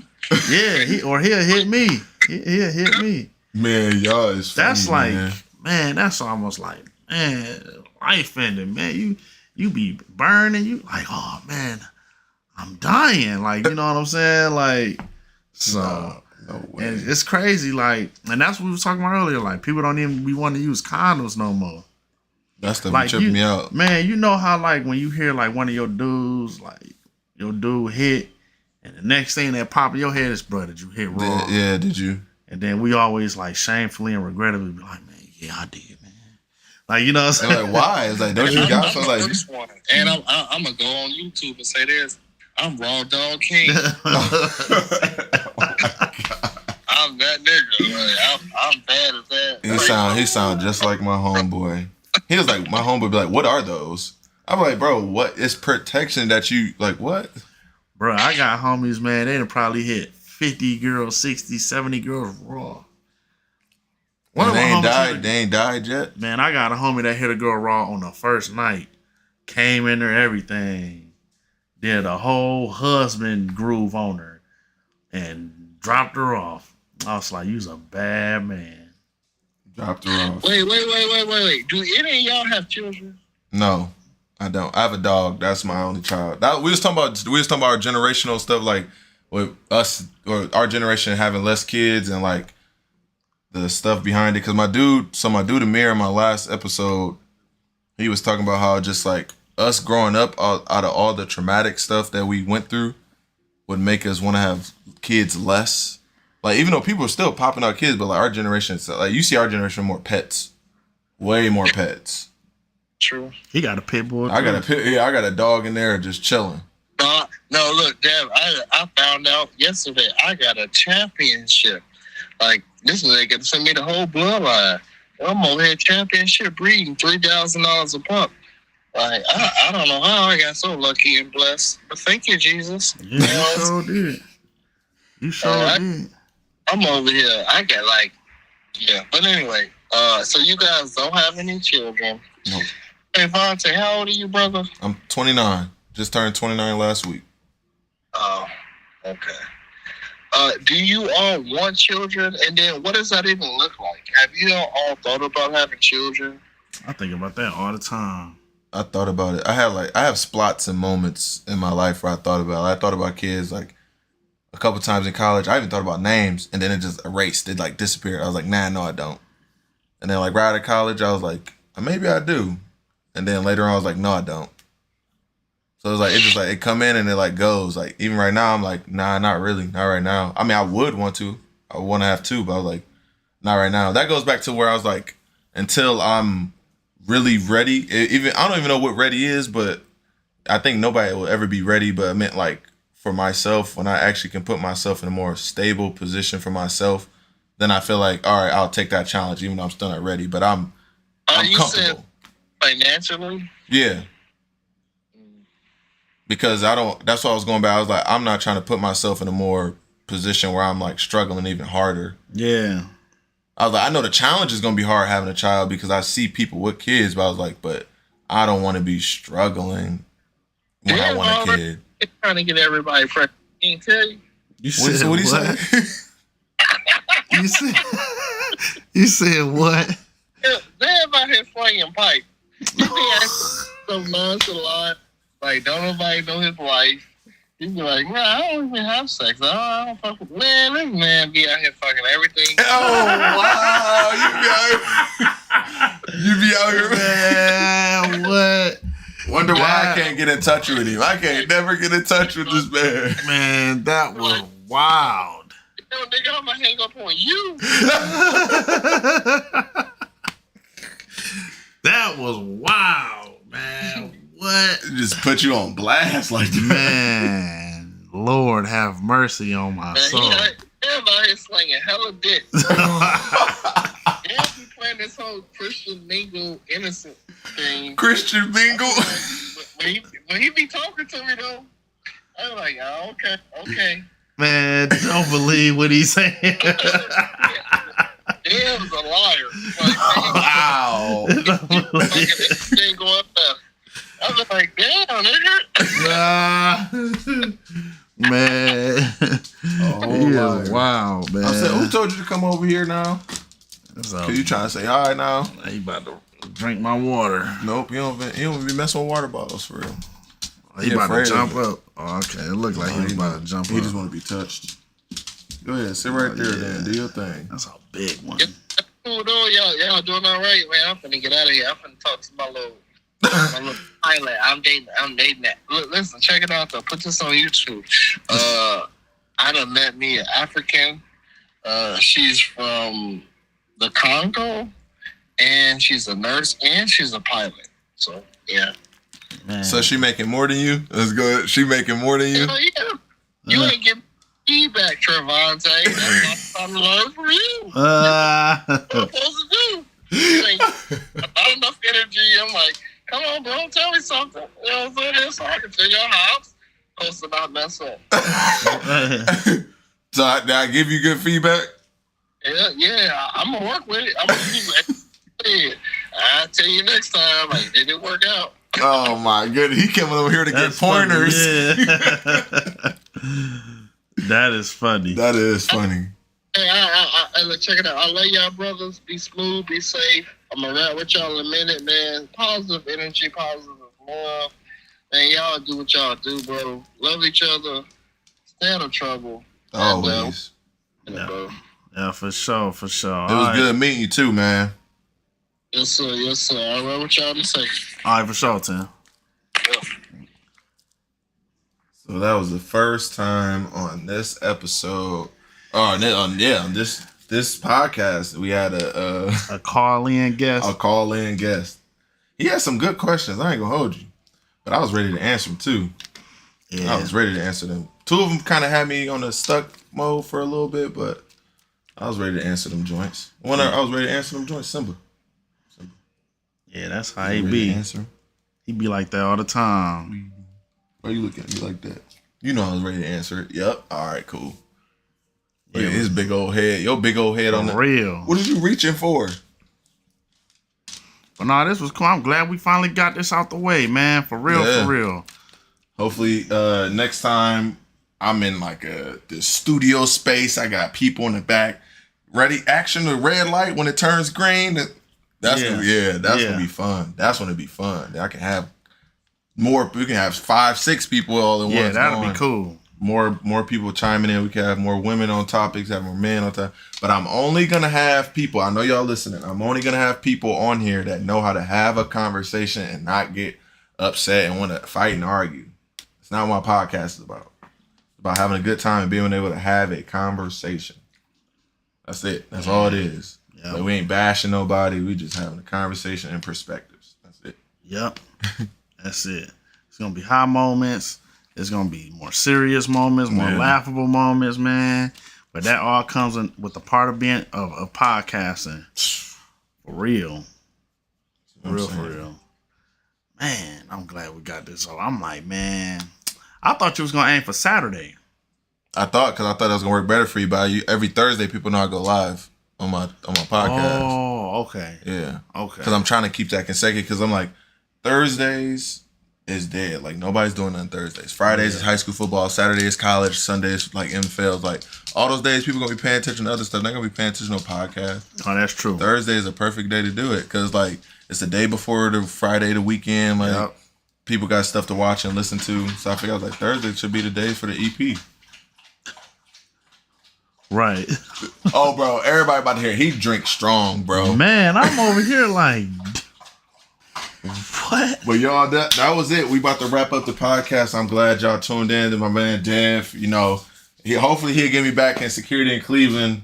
I've been trying to get back up there. I'm about to start doing security over at this other spot. They got Town Tavern. That's a dude named Ross that know Bobby and all them too. He was like, "Oh, yeah, I real? know him too." He was like, he a manager bartender at the new spot. Oh, So okay. I was thinking about doing management and security over there, but we gonna see. We don't know. I'm trying to do a lot of things. I'm acting. Y'all know I'm trying to do all this stuff. I'm about to be on a movie with Denzel. Y'all keep playing.